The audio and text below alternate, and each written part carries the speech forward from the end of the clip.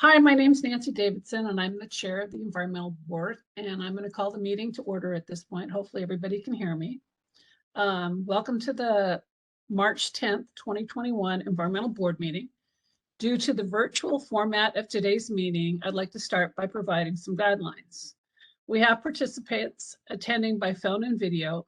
For all meeting attendees, please state clearly and pause, or speak clearly and pause frequently. State your name each time before speaking. Mute your microphone when not speaking. Use the call-in information in the meeting if you're having technical issues. And with that, I'm going to turn it over to Megan to start the agenda, which I need to find real quick. And to start with the call to order and the roll call, please. Great, so I'll go through the names, and when I call your name, just state that you're here. Nancy Davidson. Here. Jamie Finch. Here. Cameron Fisher. Yeah. Rishi Hazra. Here. Dan Hintz. Here. Laura Labico, I do not see on the call yet, but I think she'll probably be joining us soon. Danny Madden. Here. Don McWilliams. Yep, here. Ann Newcomb. Here. Tom Anderson. Here. Saria Bola Pragada. Here. And Janet Wall. Here. Great.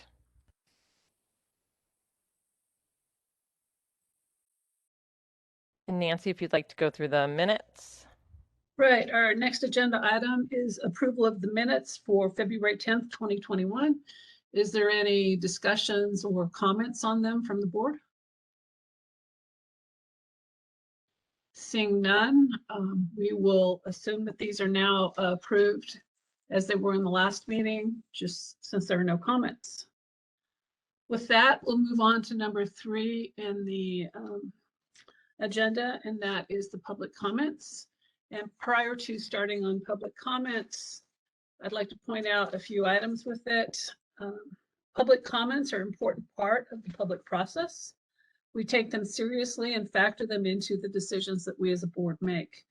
For members of the public joining us, you're welcome. We're very happy you're here. If you'd like to make comments, please press *3 on your phone. We will then call the last 2 digits of your phone number when it is your turn to make comments, or in some cases, since we know who you are, we might actually call you by name. When recognized, please unmute your microphone. *6 may be the option on your phone. State your name, address, and relationship to the city if you're a resident, property owner, business owner. Speak clearly and pause frequently. Limit your comments, please, to 5 minutes, and mute your microphone when done. If you do not respond after your name or phone number is called, or if you have a connection that is lost unexpectedly, the meeting will need to proceed. You are encouraged to rejoin the meeting if able. And at this point, Megan, I'll turn this back to you to see if there's anybody that has public comments. Yes, great. We had a couple people sign up in advance, and we have a few more people on the phone, so I will just go through in that order. So first up is Leah Missick. Hi there, good evening. Making sure everybody can hear me? Yes. Awesome. Thank you, everybody, for the opportunity to comment today. As Megan said, my name is Leah Missick. I work for Climate Solutions, which is a regional clean energy nonprofit with the mission of accelerating clean energy solutions to the climate crisis. And I do a lot of work with the city of Issaquah, and I participated in the community convening on climate. And I'm here to talk about the proposed electric vehicle readiness ordinance. First, I want to say, we're really excited to see this type of ordinance being considered, and I really want to thank staff and all the committees and the council for their work to bring this forward. We need to electrify our vehicles in order to meet Issaquah's climate goals. Sorry, there's a bit of noise. Can everybody hear me? Yes, I think I just Great. took care of that. Okay, cool. Thank you, Megan. As I said, we need to electrify our vehicles in order to meet Issaquah's climate goals. And happily, there's a lot of momentum on this front. So last year, Washington State adopted the zero emission vehicles mandate, which requires an increasing amount of sales of EVs. The state is also promoting vehicle electrification in other ways. And so is Puget Sound Energy, which is working on a transportation electrification plan. Major automakers, including GM, recently have announced that they'll exclusively produce EVs. So GM says this will happen by 2035, again, exclusively producing EVs. Furthermore, EVs will achieve upfront cost parity in a few years, and they are much cheaper to operate. So given all of this, we really need to ensure that we are taking simple but important actions to ensure this transition is not hindered and that people don't miss out on this opportunity when it's time for them to purchase a vehicle. Not having a place to charge at home is consistently cited as one of the main barriers to purchasing an EV. So we strongly support the EV readiness ordinance, but we have some comments on details that in our view are critical to ensuring this ordinance is adequate and equitable. And there are some of the things that were outlined in the memo. So as I mentioned, I was a participant in the community convening on climate, and what I heard there was a strong desire for Issaquah to lead and act quickly. We only have about a decade to have our mission, so we have to do quite a lot, and this EV readiness ordinance is an important step that really needs to be taken now without delay. And each year we wait, the more people will be in buildings that will potentially require expensive retrofits to allow for adequate EV charging. The buildings we build now will last for decades, and they need to be future-proof. So we would just like to see this be passed as soon as possible so we can consider other important climate actions. We also believe that single-family homes and townhomes can and should be included in this ordinance. I understand that there are different interpretations as to what may or may not align with the state law. I actually worked on the Clean Buildings Act along with the City of Seattle, who simultaneously were crafting their own EV readiness ordinance, which does require EV readiness for single family and townhomes, and it is also placed under their land use code. And given that legal opinions are not consistent, I urge you to simply take the lead and suggest the best possible policy and require EV readiness in single family homes and townhomes. You know, and I was excited to hear comments from some council members in the last meeting when they considered this, and they emphasized their desire to include single family homes and townhomes under the EV readiness requirement. For example, Councilmember March spoke to other times the city has taken leadership, including the plastic bag ban, and sometimes it's worthwhile to take a legal risk, to be a leader and to test whether a policy can be fully enacted, since it may not even be challenged and it could be upheld too. It's worth setting the right example, and you know, again, as I mentioned earlier, Seattle has this and this has not been challenged. There was discussion about working with the State Building Code Council on an amendment, but as I said earlier, time is really of the essence. That process is long and far from a guarantee, and we think that this step should only be taken if it has to be. Again, Seattle requires this. They have not been challenged, and we should take advantage of the opportunity before us now to really be bold and lead.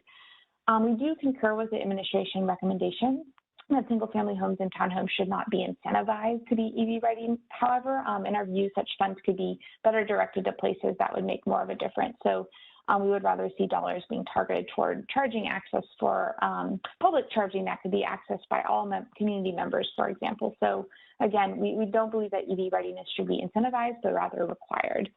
We appreciate the work the staff has done on the affordable housing language and support the current draft.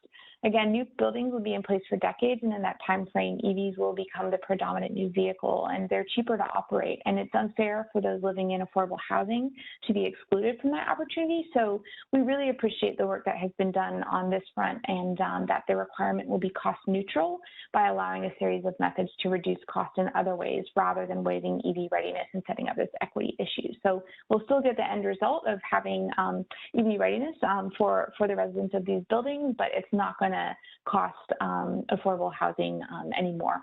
So really excited about that. There were questions about whether EV readiness should be included in transit-oriented developments. We agree with the administration recommendation there as well. Any building that's already including parking needs to future-proof that parking. So we agree with the recommendation of no change. To reiterate, we think this is an important policy that's a step along the way of Issaquah meeting its goals. It's a smart policy. EVs might be a small percentage of vehicles in this very moment, but that's about to change drastically and well within the early lifetime of new buildings. So we want to see this get passed as soon as possible.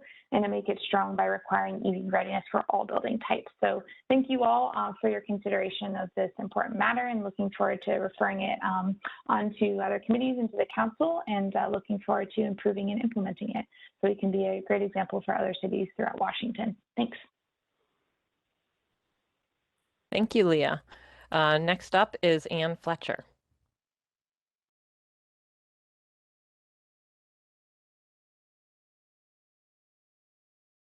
And Ann, I believe you're still on mute. Let me try unmuting you from my end here. Okay, I've unmuted you. Thank you. Can you hear me now? Yes. Oh, perfect. Okay. My name is Ann Fletcher. I'm a resident of Issaquah and a People for Climate Action member. Trying to get things in perspective here, I need to keep reminding myself that climate change is a huge critical problem that needs solving within the next decade. And we have a lot of work to do as a city over the next few years. Electric vehicle charging is one of over 100 actions recommended by People for Climate Action to have the impact that's needed to actually lower carbon emissions to meet our goals. So dialogue on this ordinance can inform the larger plans that we're working on, like Title 18 land use overhaul and a complete climate action plan while they're being developed. So what can we do to move this one along? The two issues that are outstanding that I see are, number one, affordable housing construction and remodels. They should require EV charging, equitable to other multifamily buildings, and the administration's proposal to make the requirement cost neutral to encourage affordable building in Issaquah, and at the same time have EV charging, is so much better than the original suggestion of a waiver. Number two, single-family unit construction and remodels should require EV charging for the clean energy impact that we need. But we do have a significant city attorney's opinion that the state building restrictions on cities and land use codes should complement each other. And since the proposed electric vehicle ready and EVSE require electrical construction elements, the land use parking requirements for EV appears to overlap into the building construction codes in this opinion.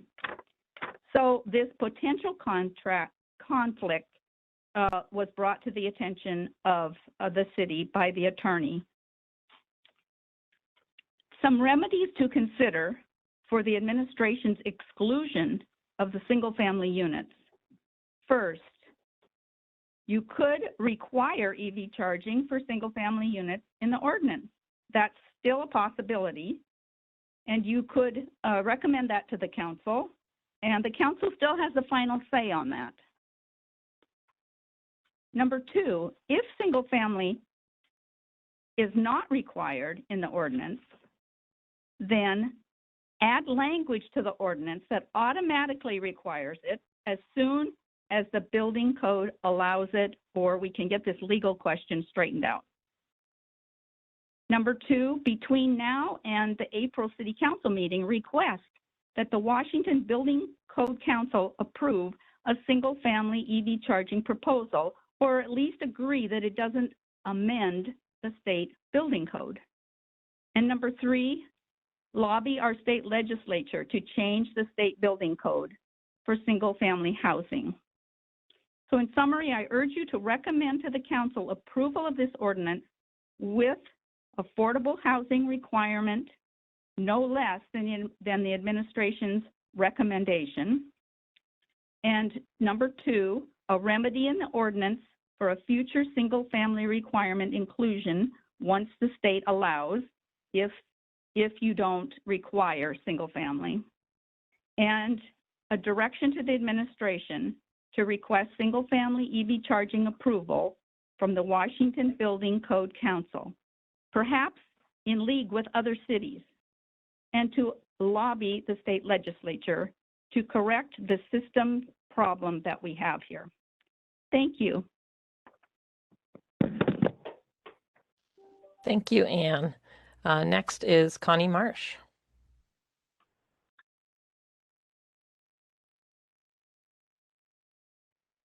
Oh, Connie, I'm sorry, I think I have to unmute you on my end here. Okay, go ahead. Okay, great. I was yelling, you have to unmute me, but you couldn't hear me. My name is Connie Marsh. I live up on Squawk Mountain, and I've been, I guess,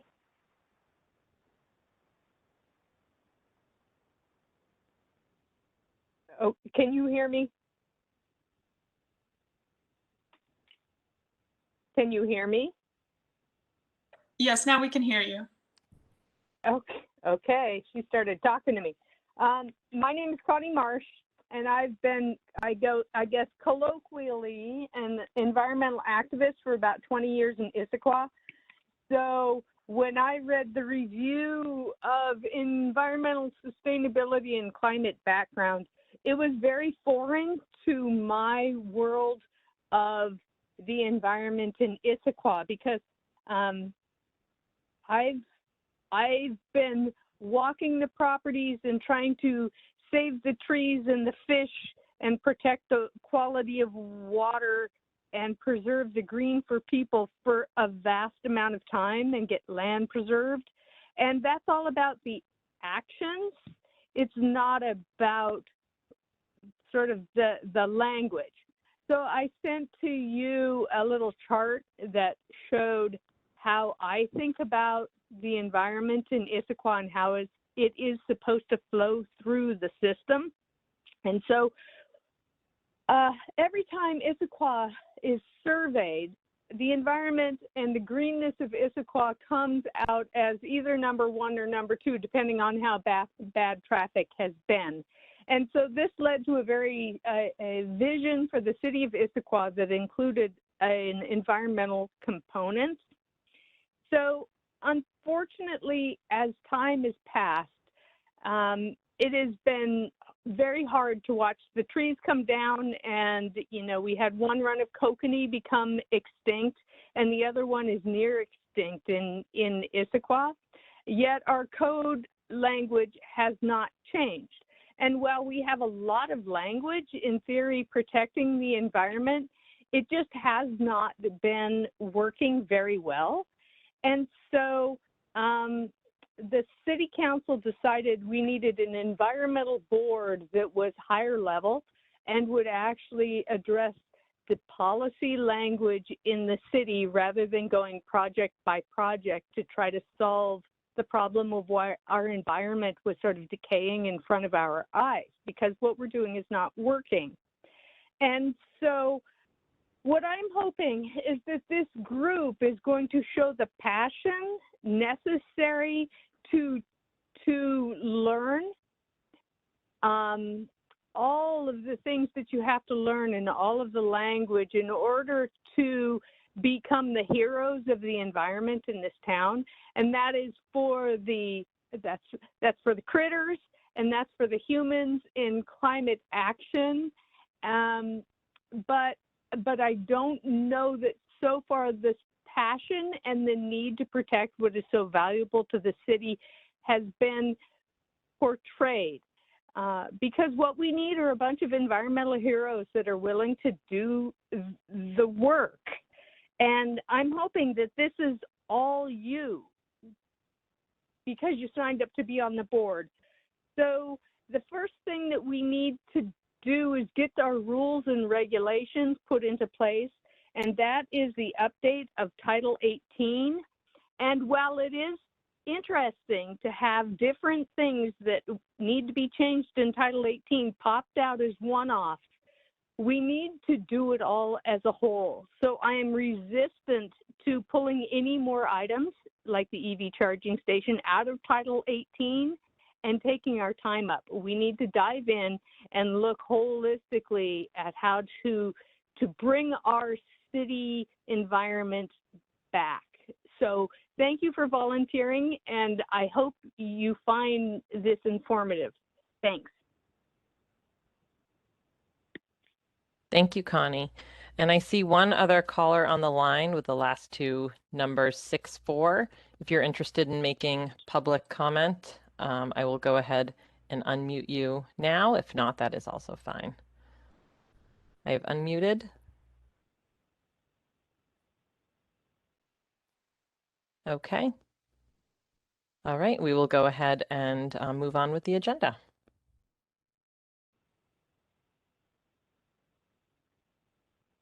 Unmute. Have to remember to unmute. This is Nancy Davidson again, and at this point, we'll move on to our more meaty agenda topics. The first agenda item we have is the electric vehicle ordinance recommendation, and I know there's a presentation being made by Megan, so I'm going to turn it over to Megan. Thank you. I will go ahead and share my screen.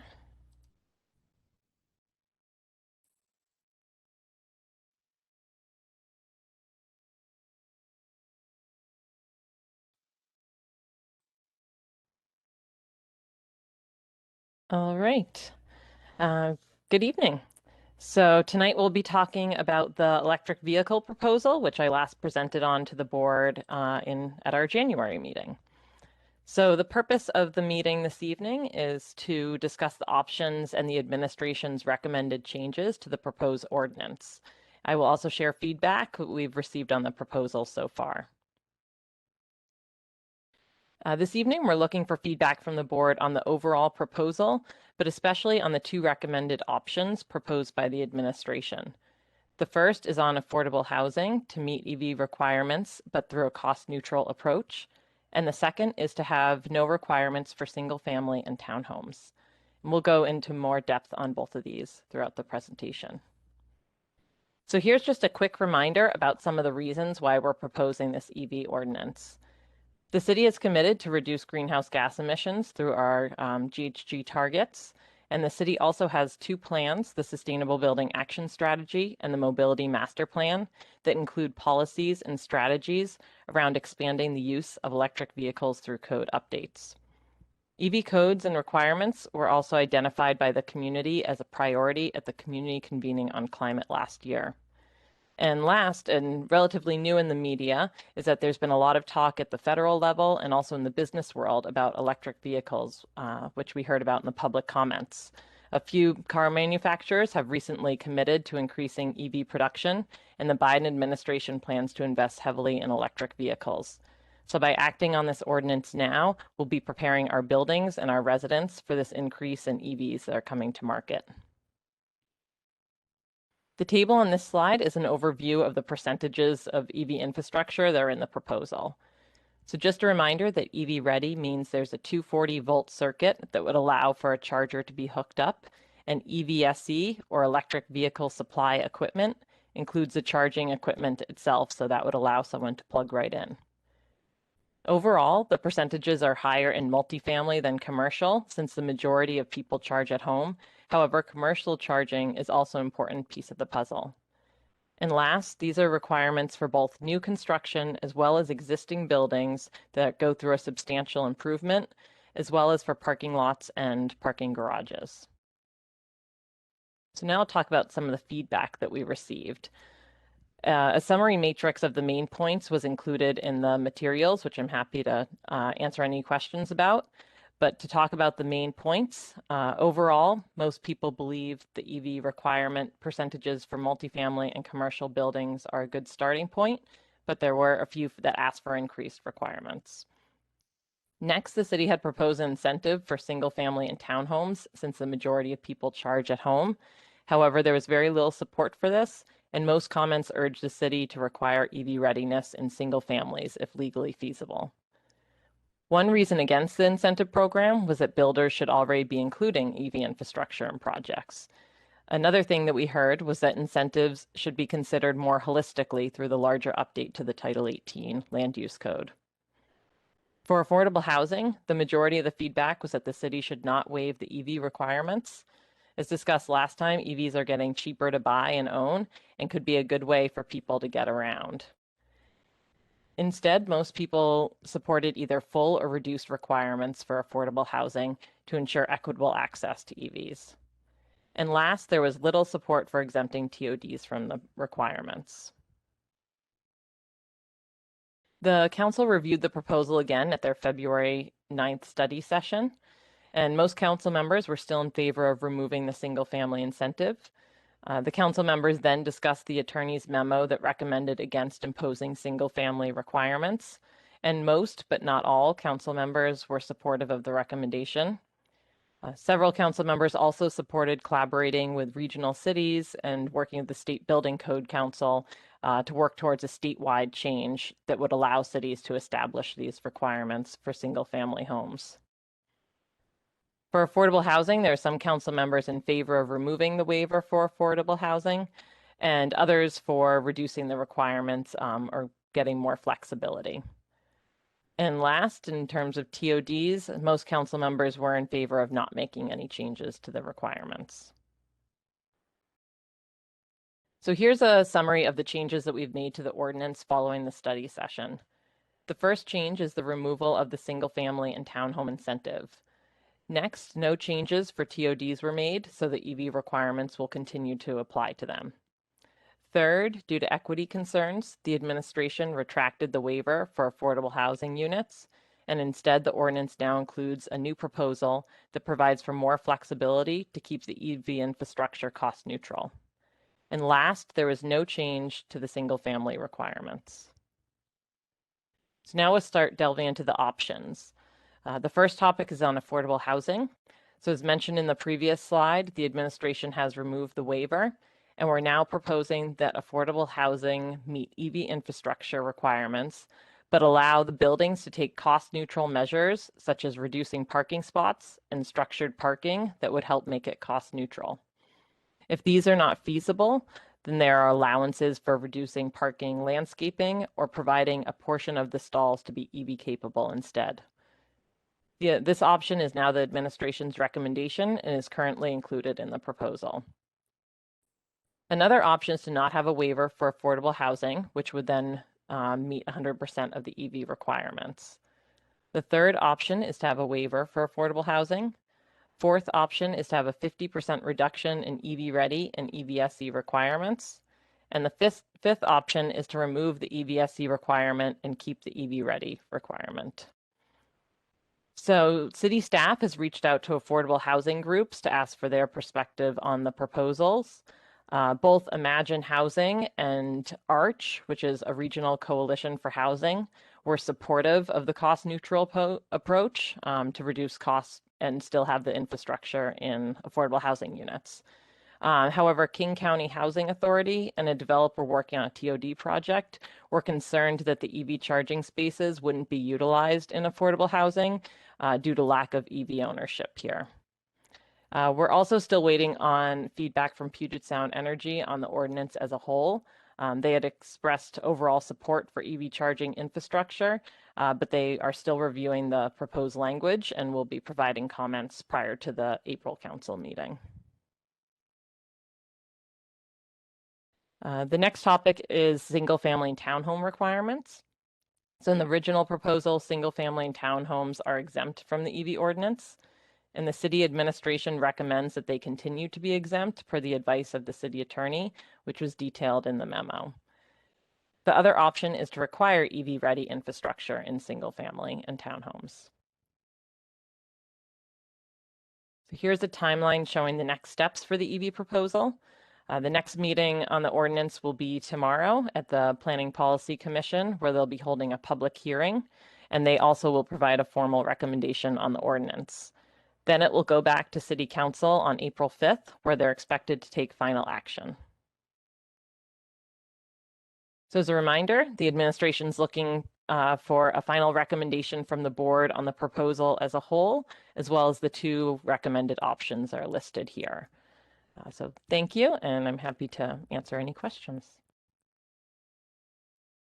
Hi, this is Nancy Davidson again. So the way I'd like to move forward with this after talking with Megan and also the city clerk's office is at this point, we'd like to have any questions that might be on what Megan has presented so that we can address those and do those kind of in a timely manner. And then after we respond to those questions and get those on the table, the plan would be to move forward with motions and to consider taking some kind of action on our recommendations. So if you have a question at this point, please just say question in the chat, and we'll call on you and see if we can get them addressed. And I am going to cut this off because we only have an hour for this. And I know that we have a fairly packed discussion based on the motions we've seen. So just wanted to give folks a heads up that try and limit yourself to one question. And if we get back to you, we might be able to come with a second. So be thoughtful about your questions. And with that, the first question is coming in from Cameron. Cameron? Hi, thank you. Hi, Megan. Cameron Fisher. Just a quick question on why did the incentivizing of the single-family residents, why was that removed? Was it just on the recommendations of the the board, or what were other factors involved with that? Yes, this is Megan Curtis Murphy. There are a few factors. We did hear from the board, PPC, and council that there was fairly little interest in that program. There was more interest in the requirements earlier on. But overall, it was thought that this incentive money could possibly be used in other places. So we wanted to take away the incentives now, but consider the option of having incentives later for other items as we go through the Title 18 update. So I think we heard a comment or two from this group about wanting to think about some of the things that will have the highest impact. And we're talking about the EV ordinance now, but we might want to wait to incentivize things until later when we go through the full process with Title 18. Great. The next question is from Ann Newcomb. Hi, this is Ann Newcomb. I probably should have asked this earlier. So as far as the commercial use in the parking lots, I know that for some of it, it'll be employees that'll be using it. And then in parking lots, what is the thought as to who's going to be using those chargers? This is Megan again. The city is not offering any mandates or guidance about how the parking should be used. We're requiring the number, but would leave it up to the property owners, the building owners, to decide. So, for example, some commercial lots might be private spaces, and that might just be reserved for employees. Other spaces might be a more open parking lot and be welcome to anyone to use. But the proposal itself doesn't require it either way.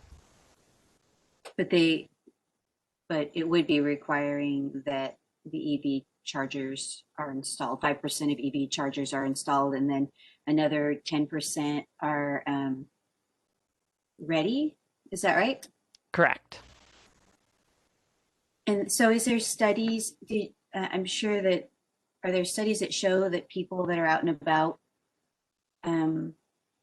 shopping and stuff will be using these? Yes, I think that overall, what we heard is that the majority of people do charge at home, but then other people who drive farther distances might be charging at their workplace or shopping, so they might choose to use those chargers as well.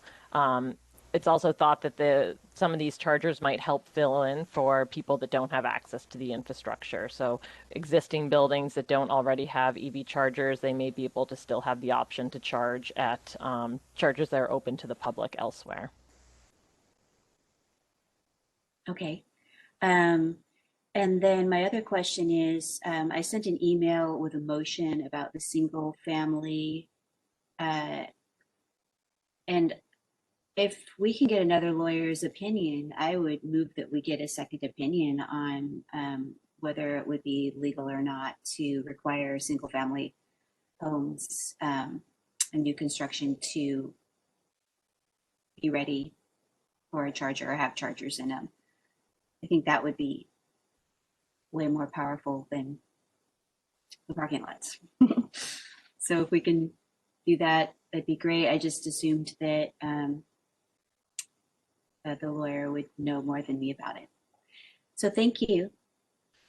So Anne, I just have a question for you. Did you just make a motion that we now need to consider, since this is a, I know we haven't gotten to taking motions, but we haven't at this point even considered the overall proposal. This was more of a question piece. So my request to you, and I'm going to ask, kind of hold off on seconding that, is that you please bring that up when we've had our first motion to start to take action on this. Since that's where we're going. Is that acceptable to you?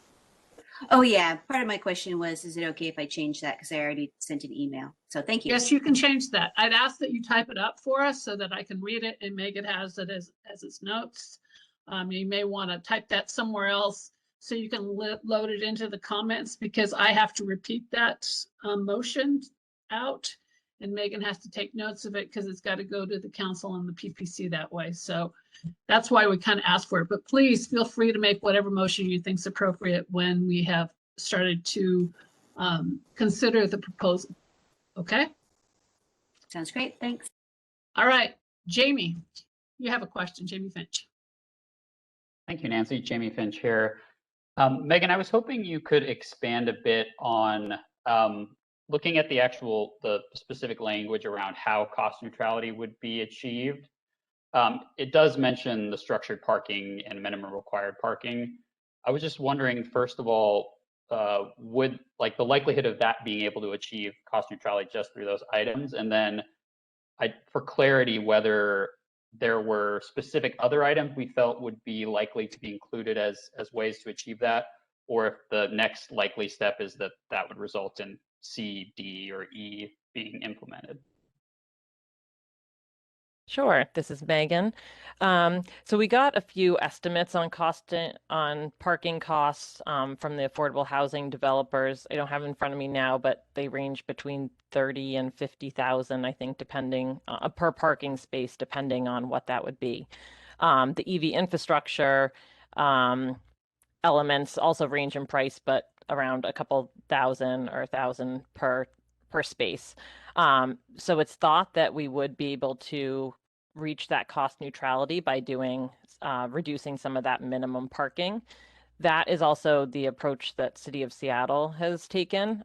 They require less parking overall for affordable housing units, recognizing that they're often closer to transit and planned that way, or people might have less cars. So they do already offer less parking for that, whereas in Issaquah, we don't already do that. So there's been different approaches to that, but I think it's likely that those A and B would be able to reach cost neutrality, but there might be limitations on the site itself, where structured parking might not have been possible, or there might be other elements, which is why we wanted to have those other secondary options, but we would explore the first ones first. Thank you, Megan.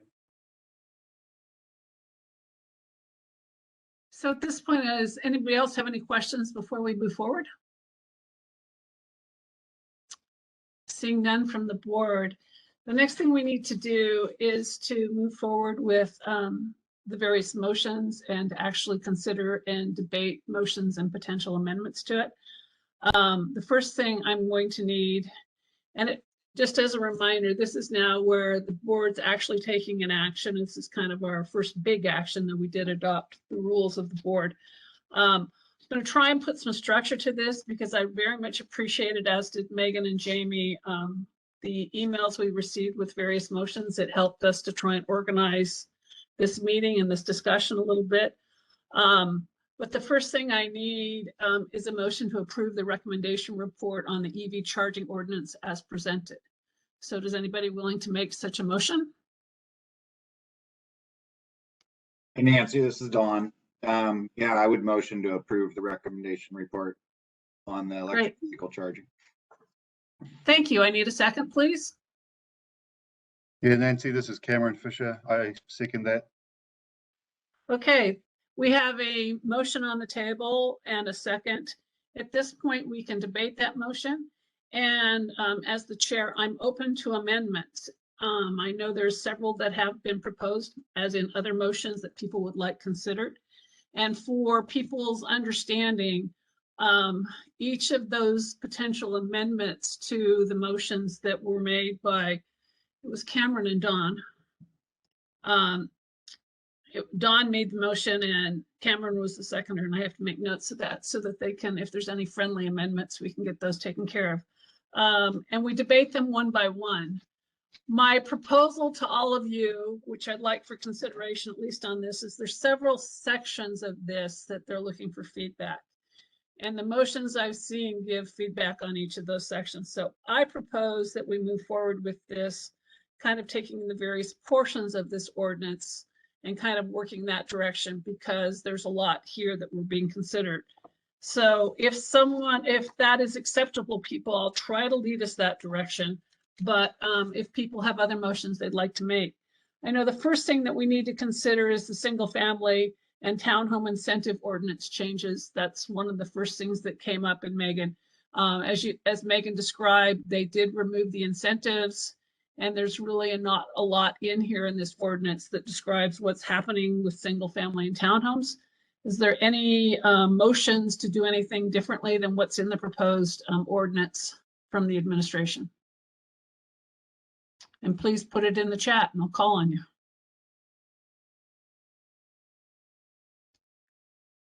Seeing nothing, I'm going to move on to next, which is the next piece of it is that they removed the single family. The options for the ordinance were changed so that there no longer were incentives, and that basically we're not requiring EV ready infrastructure for single family and townhomes. There was an option that Megan presented that we could still require it, but the motion that's still being considered by this board has it removed from the ordinance. Is there anybody that wants to make a motion to change that? Seeing no one saying a chat. Okay, let's move on to the affordable housing options portions of the ordinance. And I know that some people did send in some motions associated with that. And if you would like to make a motion regarding the affordable housing portion of that, please signify and I'll call on you in the chat section. I think Jamie, you had some. And you had some, and Rishi had some. And go ahead, please.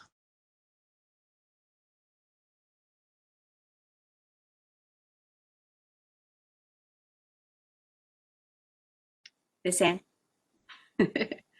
I didn't get to the chat. Mine was back for the single family homes. I mean, if there is a way, I don't want to slow the process down, but I would say if there is a possibility that we could require it, I think for single family and townhomes, I would say that would be a really good thing. Do you want to make a motion to make it a requirement for single family homes and townhomes? Well, what does everybody think? Because I don't want to slow this down, and I have a feeling that maybe that builders are going to be doing it anyway, whether they're required to or not. But maybe I'm thinking wrongly.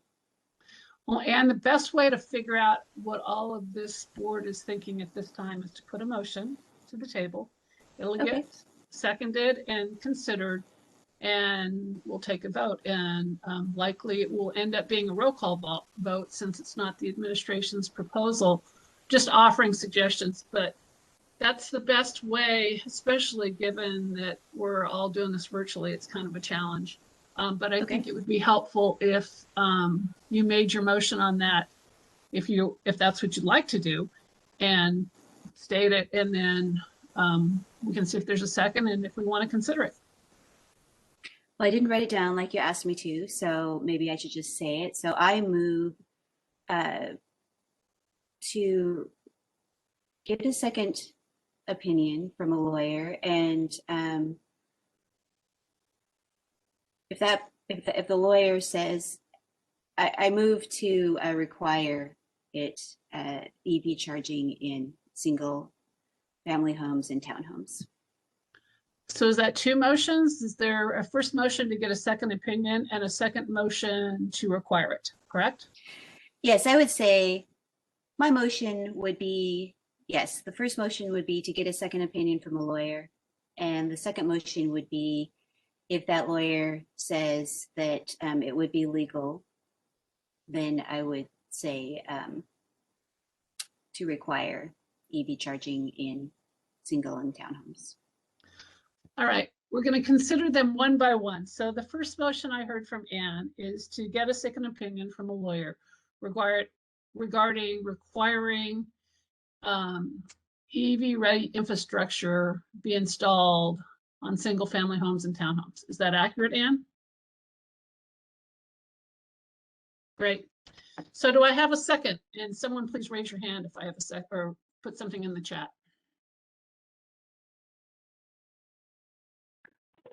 Any seconds? Laura, I'm not sure. Can you clarify that? I can't hear, Laura, I can't hear you.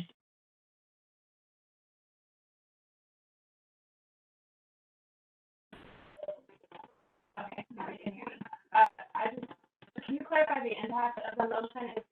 Because I think that all of us want to see that it's not clear what will happen after this. Laura, I'll be honest, I couldn't understand you. I don't know if other people could. You might have to try it one more time. I'm really sorry. I think she wants clarification.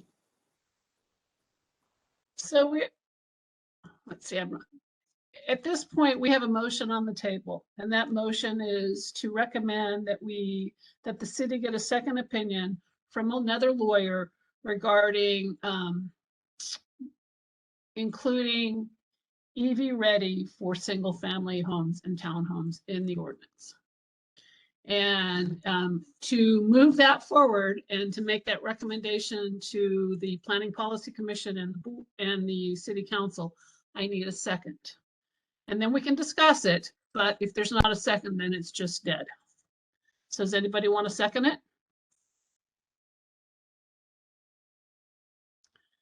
At this point, I don't see a second, so that's. I'm sorry, I do see a question in the comment box from Rishi.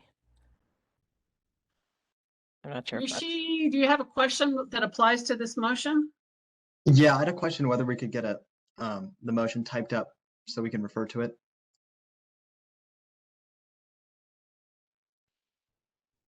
Yes, I can type it up and put it in the chat box.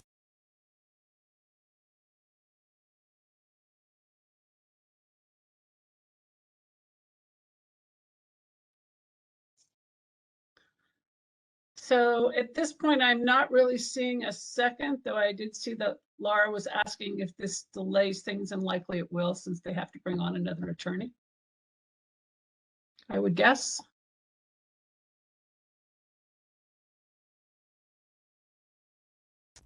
This is Megan. My thought on Laura's question would be that this would be a recommendation to the Planning Policy Commission and the City Council. So when we brought this to the City Council and shared all of the recommendations from the Environmental Board, they would then consider that there. So if they wanted to take action, they could still take action that night. If they wanted to wait and try to get a second opinion, they could do that.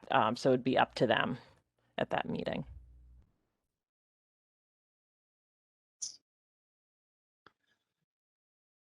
At this point, I'm not seeing a second on that motion, so I am going to state that that motion is does not apply, is not moving forward.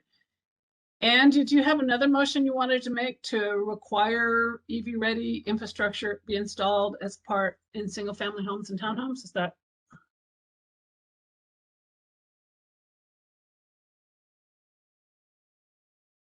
I was just going to type it up. Okay.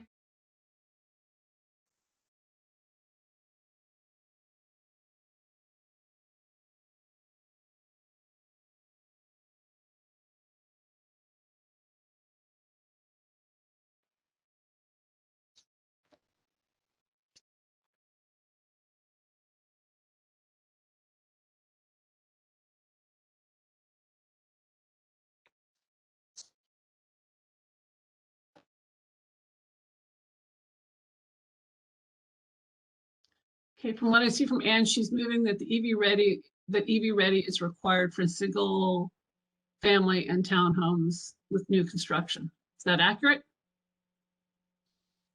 So I need a second on that. Does anybody please enter into the chat if you're willing to second that?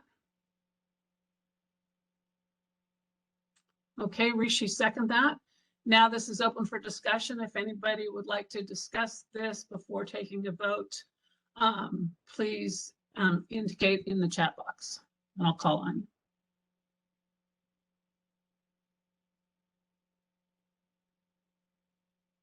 you. Rishi, go ahead. Yeah, I was thinking perhaps we should include some language in that motion or to add to the recommendation report that if it is not determined legally feasible, that if it does in the future become feasible as per the building code to modify requirements to the single family or townhome requirements for EV readiness, then EV readiness and EVSE should be required as per multifamily households as currently under the ordinance.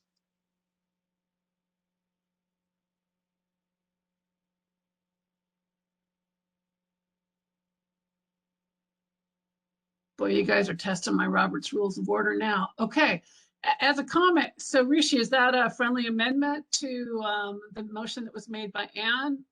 Is that something you could type up for us to add to it?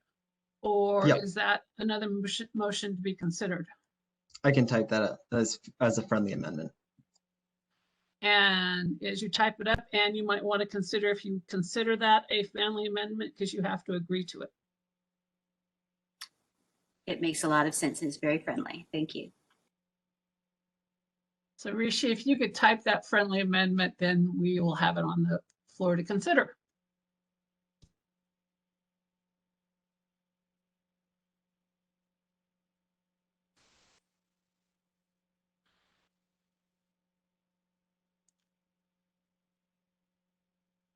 And Don, I'll be calling on you next as soon as this gets typed up.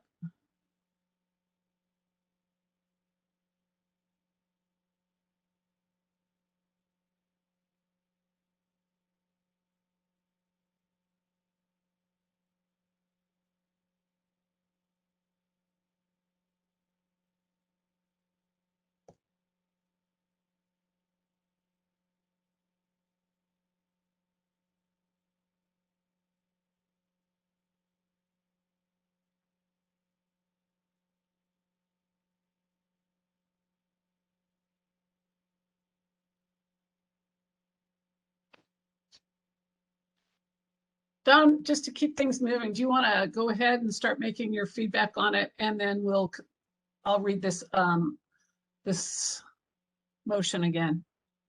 Yeah, so mine is not to change the existing motion. I agree with Rishi. I like that idea. Mine is much more a comment for the board. I don't want to do anything that's going to delay this being passed in short order. So the idea of sending this back for another attorney to review or challenging the building code, I think would delay this for quite some time and be costly to the city. Any other comments from anyone? Okay, we have a motion on the table that EV Ready, let me make sure. EV Ready should be required for single family and townhomes with new construction. If this is not legally feasible in the future, should the building code allow for modifications to single family requirements, EV readiness and EVSE should be required. And at that point, we have a question from Jamie. Go ahead, Jamie. Thank you, Nancy. Jamie Finch here. I guess it's a question / a comment. I just wanted to make sure, are we, like currently it reads that it's required for single family and townhome. It doesn't state that it's new construction. Is that intended?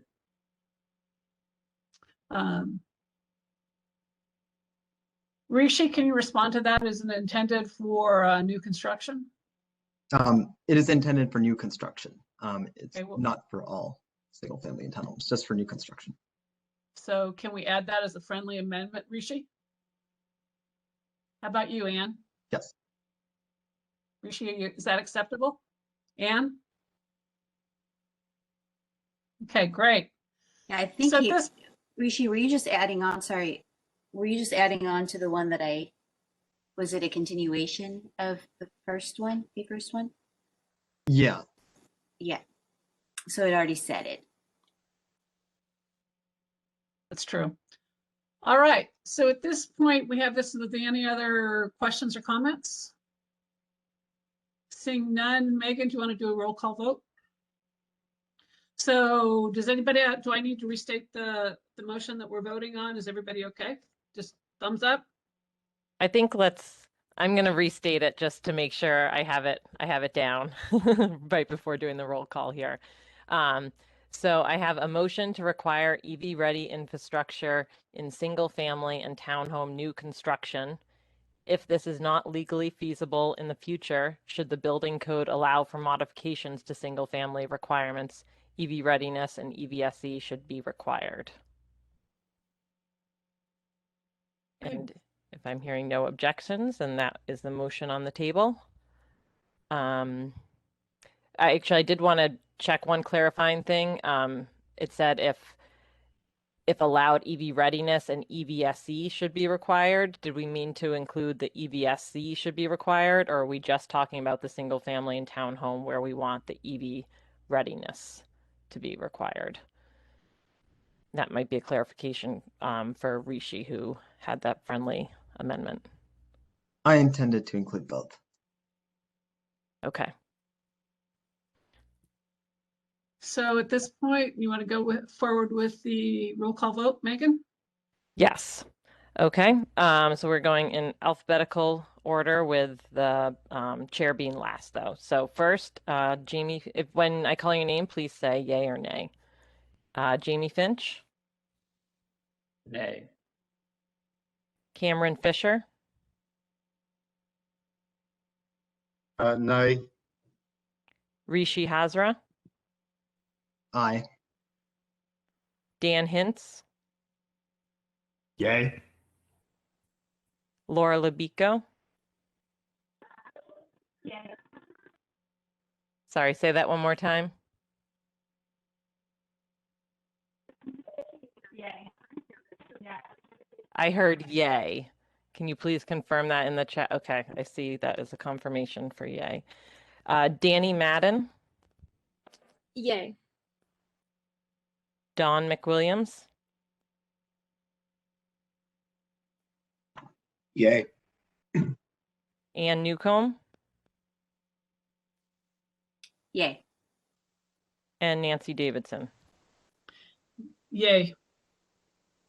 So that motion passes with 7 yays and 2 nays. Great. Now, let's see. Someone else had a motion. And that was, let me go back and look up a little bit. Hold on. So, Rishi, did you have another motion that you'd like to move forward? Yes, I did.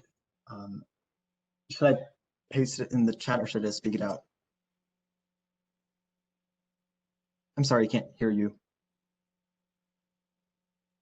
Rishi, if you could please paste it into the chat and read it to us, that would be helpful.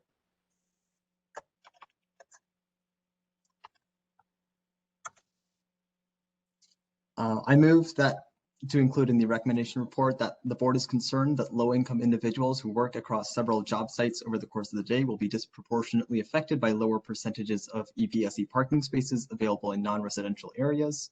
To ensure equity, we urge consideration of increased requirements of EVSE and EV-ready parking spaces for non-residential buildings, new surface parking lots, and parking garages.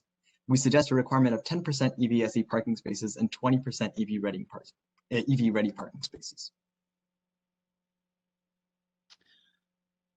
Okay, we have a motion on the table as identified by Rishi. Is there a second?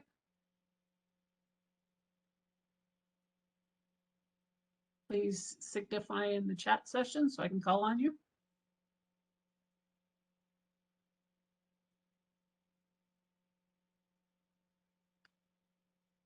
Sorry, Rishi, it appears that there's no second to that one, so that motion is considered no longer applying. I believe, Jamie, at this point, you had a motion that you wanted to move forward or two. Could you please enter it into the chat for? Thanks, Nancy.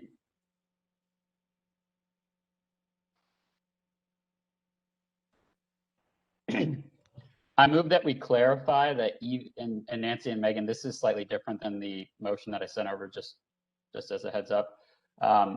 I move that we clarify that EV infrastructure substitution would be the last resort for achieving cost neutrality, and remove the reference to reduce the EV requirement through substitution alternatively to other methods, so that these EV infrastructure substitutions would only be done in addition to other methods to close a cost gap left not covered by those methods.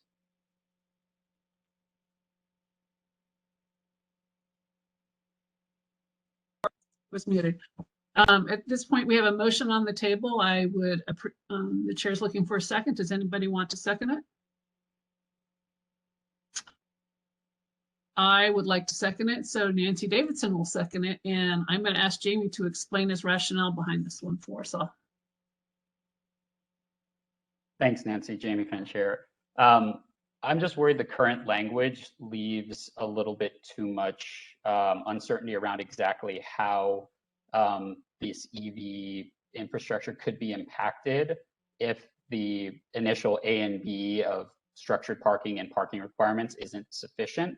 The addition of alternatively, in my mind, states that if the parking isn't enough, they could move all of the cost savings through, or at least they could not do any parking reductions and then achieve much more of their cost savings through reductions in EV infrastructure. So I just worry that this could really severely impact EV infrastructure in the case that would happen. So my goal with this motion was to just clarify that that's a last resort, and that substitution would only be done in addition to those initial parking, structured parking, and other cost reduction methods that they were able to put into place.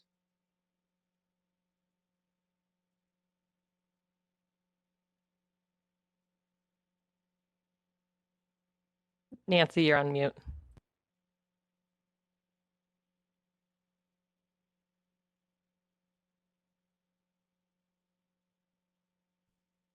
Oh, It just went to mute again. am I muted again? You're good now. Okay. Jamie, is this just for affordable housing? Because it's not specific to that. So I'm a little confused about where this would apply. Yeah, so this is for the section within the ordinance that speaks to substitution as a means of achieving cost neutrality on affordable housing projects. Okay.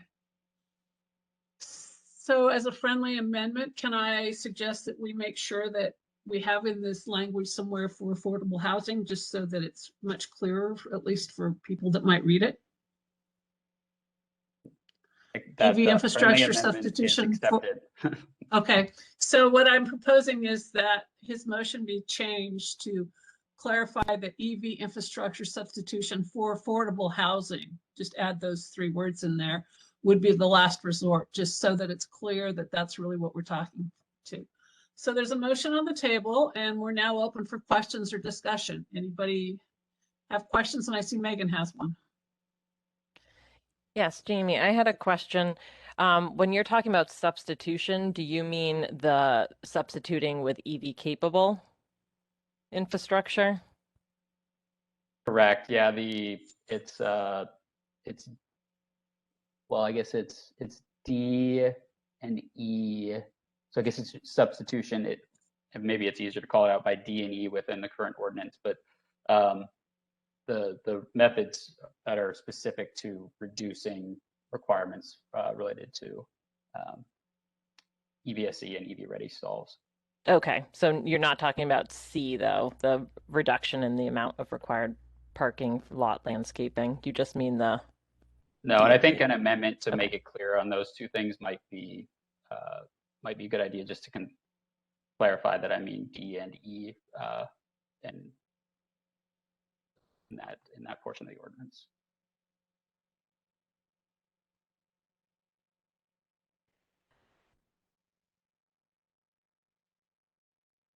Jamie, is there something you want changed in your motion besides the friendly amendment? Yeah, I'm going to let me just quickly add that in, and I'll put it in the chat. And if you could please add mine as well, that would be helpful.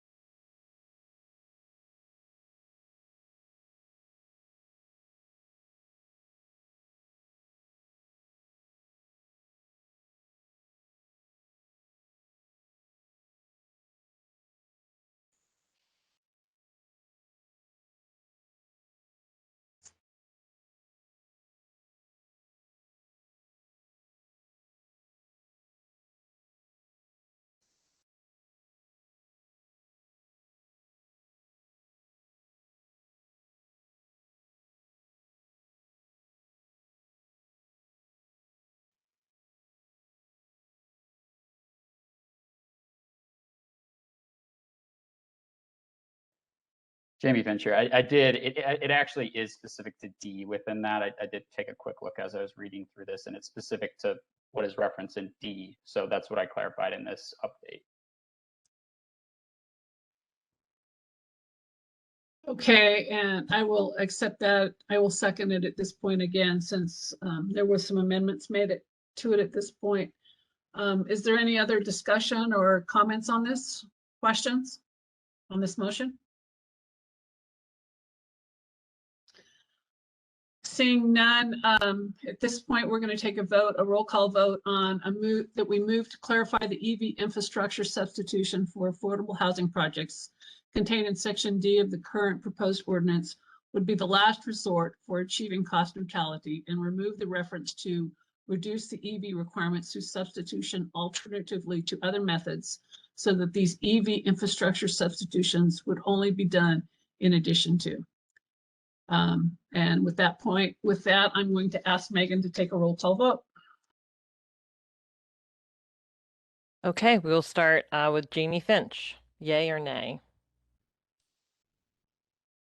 Just noticed that the last bit of the motion got cut off. Can I update that? And my copy and paste was unsuccessful. Is that, do you accept that, Nancy? She's on mute, but I think she did. I did, sorry, I keep trying to.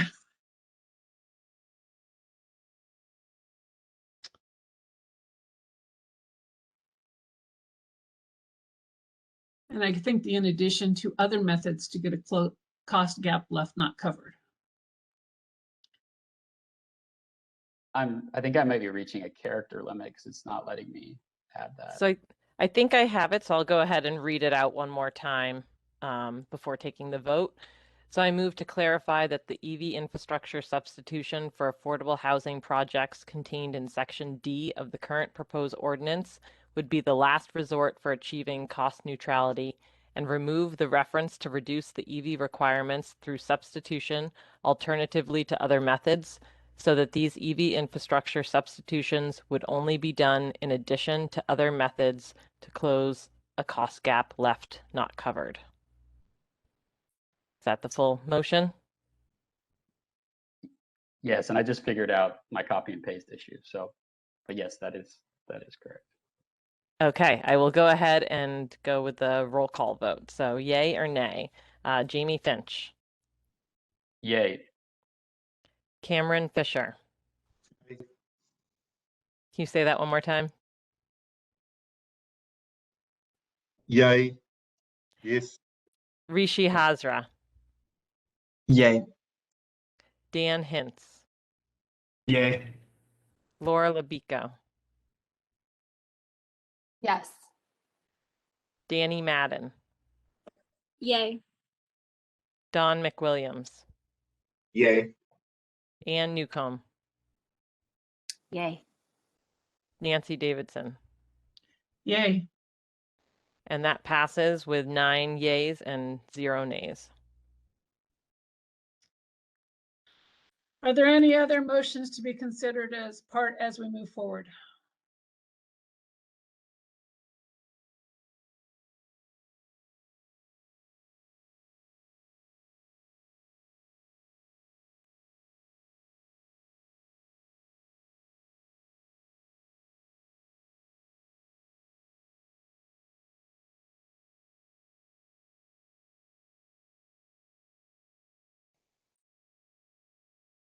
Here.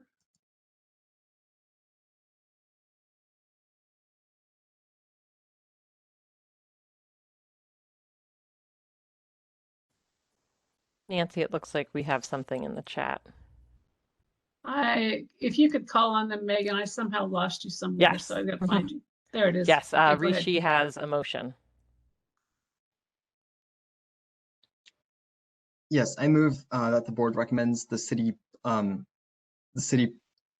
plans to revisit the electric vehicle charging ordinance every other year as the industry is rapidly advancing and we need to be prepared to keep up with it. Great. So we have a motion on the table. Is there a second? Second. Thank you, Ann. We have a motion and a second. Is there any discussion or questions? Rishi, if you want to speak to it, or do you think it stands on its own? I think it stands on its own. Okay, Danny, you have a question? Or, oh, you seconded it. I see that. Never mind. There were 2 seconds on that. Laura, did you have a comment? Yeah, I had some similar stuff that I'd emailed you a few hours ago, so I don't know if you saw it, but basically saying some other design considerations that should go into being revisited. I can hold those or just mention them now, whichever is easier. If it applies to this motion, that would be great. Otherwise, we'll move forward with another motion next. Sure. Basically, there will be other considerations such as material use and lighting impacts, like design standards that I think need to be revisited. Some of those won't be realized until we get further along. So I agree that because this is all new, I think there'll be a lot of things that we'll have missed and they'll want to go back and revisit so we don't have other, emissions being caused because we're trying to push this particular policy. Great. Thank you, Laura. I think that goes well with it. There's a question from Jamie. Jamie, go ahead. Thanks, Nancy. This is a question from Megan.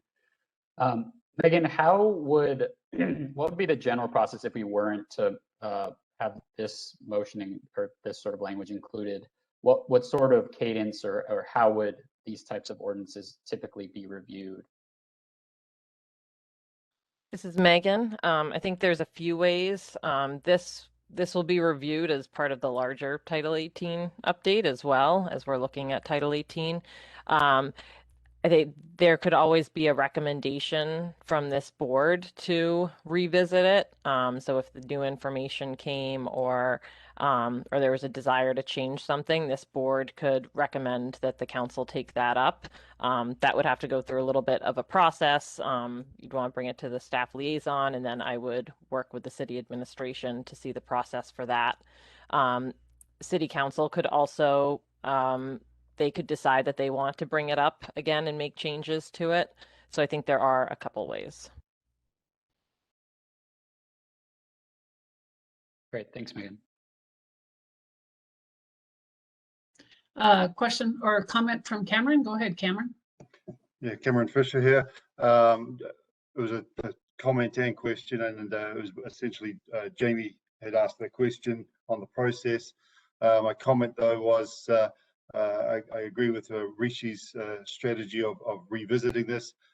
I would suggest maybe expanding it out to maybe every 5 years, 3 to 5 years, thereabouts. I think for every other year is a little too rapid to review. But other question was answered already. Thank you.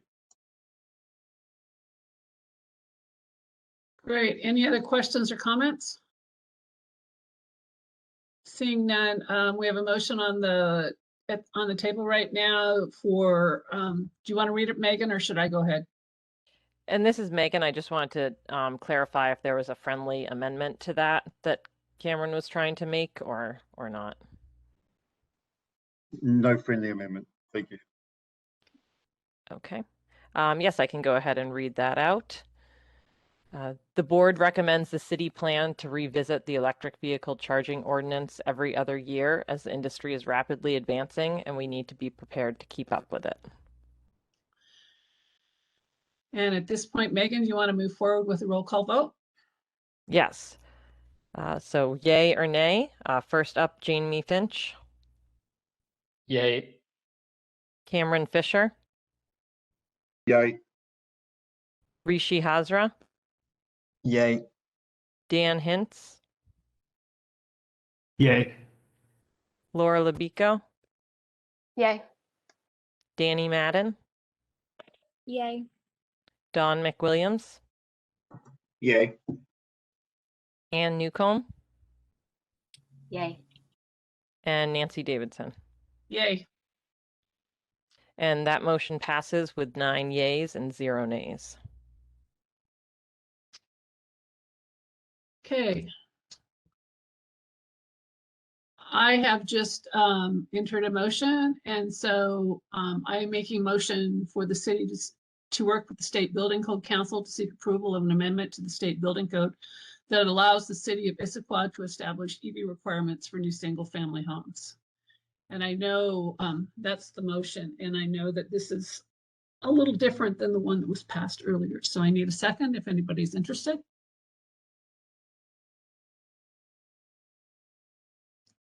Got a second from Jamie, thank you. And now we're open for discussion, and I think getting us so that even it's just the city that can actually do this to protect this and we actually get this in single family homes. That's why I moved it forward. So is there any discussion of this? Question, go ahead, Jamie. Thanks, Nancy, Jamie Finch here. Do you mind? I'm not seeing the text of the motion in the chat. Oh, really? Could you try and make sure it's going to everyone? I'm just not seeing it right now. It may have just gone to Megan by accident. Yes, I do see. I will go ahead and send it to everyone. Thank you. I don't know how I just, which you're just showing up. It's everyone I need to get. Okay.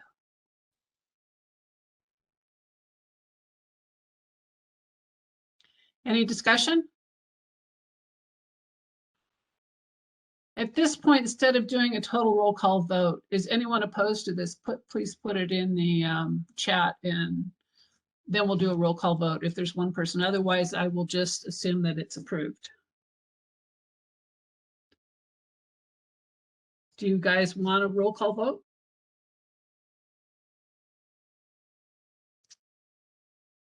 Since we've had a couple of these.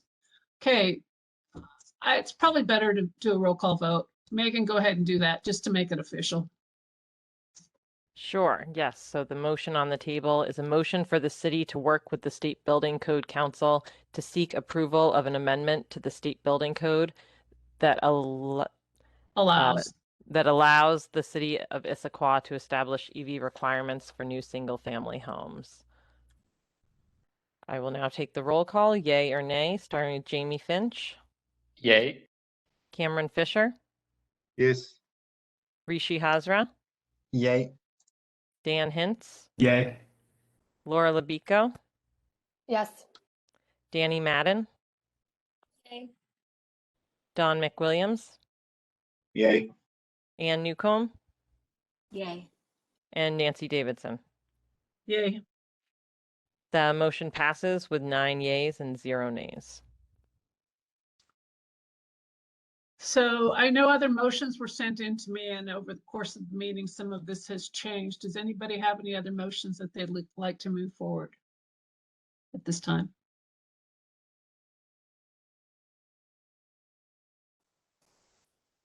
Anne, go ahead. I had a similar one. I can go find it and copy and paste it over. I think it was another one that you had also had about. Yeah, I have it here. Do you want me to cut and paste it in for you? Hang on. Yeah, and then I think it's okay to make a few motions and I'm going to then cut the and city paste council this can. in because she sent it over earlier. Hey, Ann, I think this is it, so you can change it as you see it.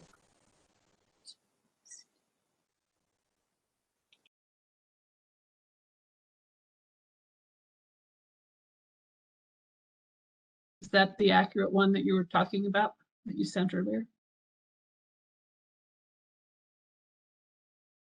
Yeah, yeah. I think from my experience, the more the state wants to do this kind of stuff and the more support they get from cities, the better. And so supporting the state on making these changes will be very powerful as well. And then it would be the whole state. And so it'd be even bigger because everybody would have to do it, not just Issaquah.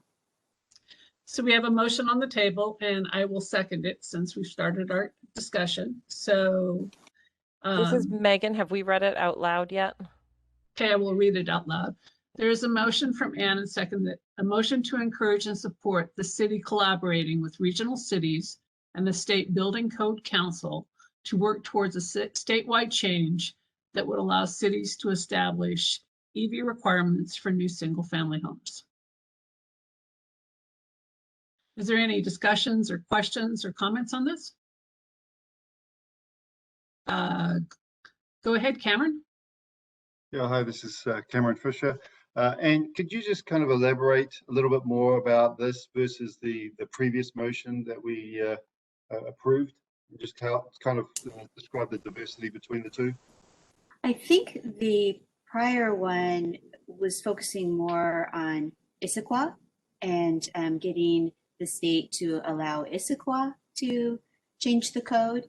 And this one, from my perspective, would be working with the state and I know the state wants to do this and encourage lobbying really and letting them know that this is what Issaquah wants, but we want to try to make it happen for the whole state. Okay, Not Rishi, just did you have a question? Yeah, I was wondering if this is going through as an amendment to the previous motion or as a new motion. It is a separate motion. We've already voted on the previous motion.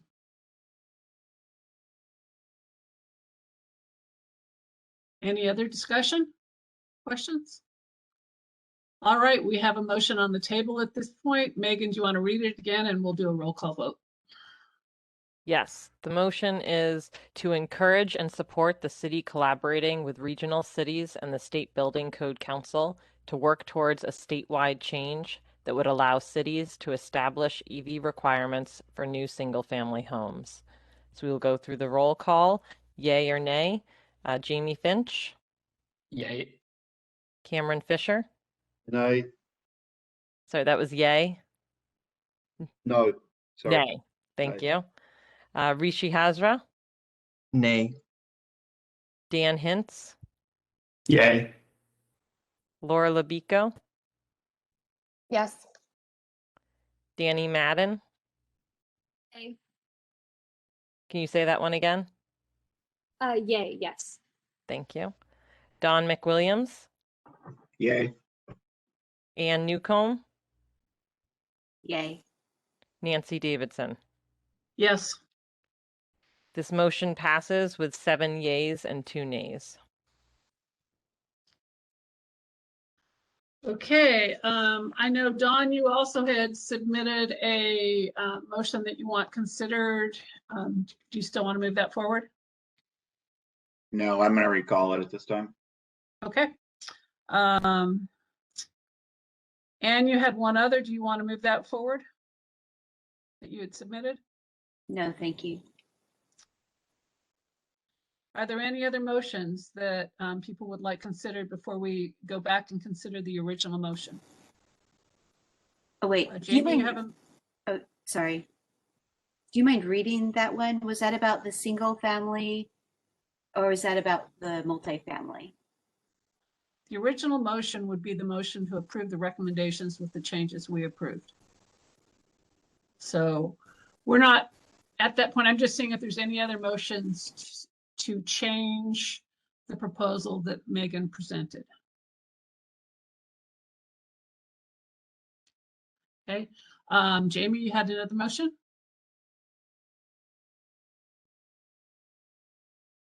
Thanks, Nancy. Jamie Finch here. Yes, this motion, I'm just reading it, motion to encourage the city to explore the option of providing subsidies as one of the methods to achieve cost neutrality to offset the cost of EV-ready and EVSE infrastructure and new construction affordable housing projects as part of the Title 18 review.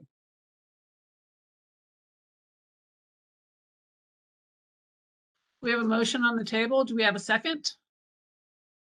Anybody want to second this?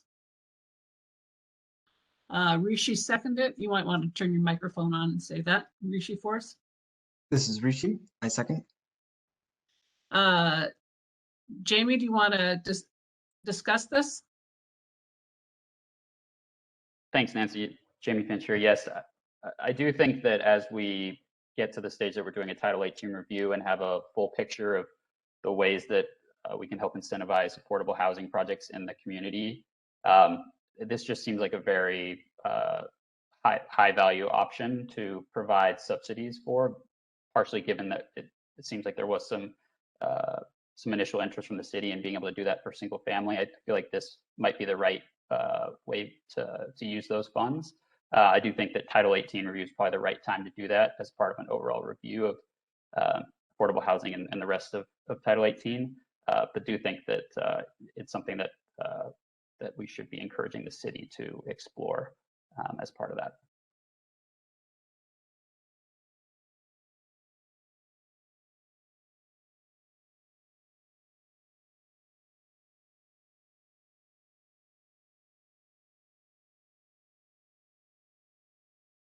Nancy, you're on mute.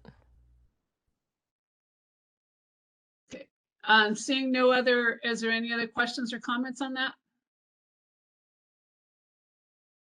Seeing none, at this point, Megan, would you please move forward and read the motion to us and take a roll call vote?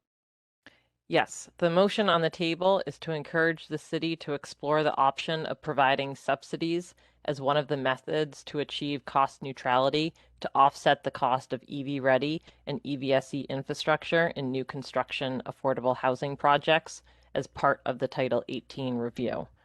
I'll now do the roll call. Yay or nay, Jamie Finch? Yay. Cameron Fisher? Yes. Rishi Hazra? Yay. Dan Hintz? Nay. Laura Labico? Yes. Danny Madden? Yay. Don McWilliams? Nay. Ann Newcomb?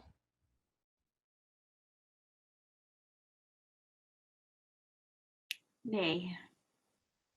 Nancy Davidson? Nay. The motion passes with 5 yeas and 4 nays. Great. Are there any other motions to consider before we go back to the original motion?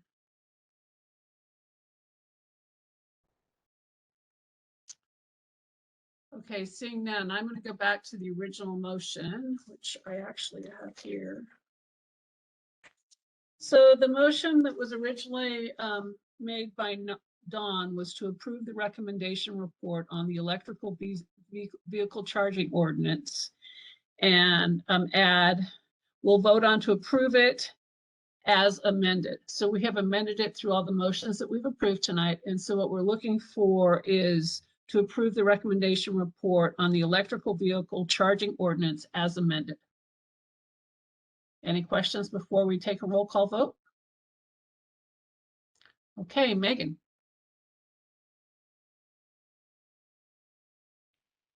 Okay, the motion on the table is to approve the recommendation report on the electric vehicle charging ordinance as amended.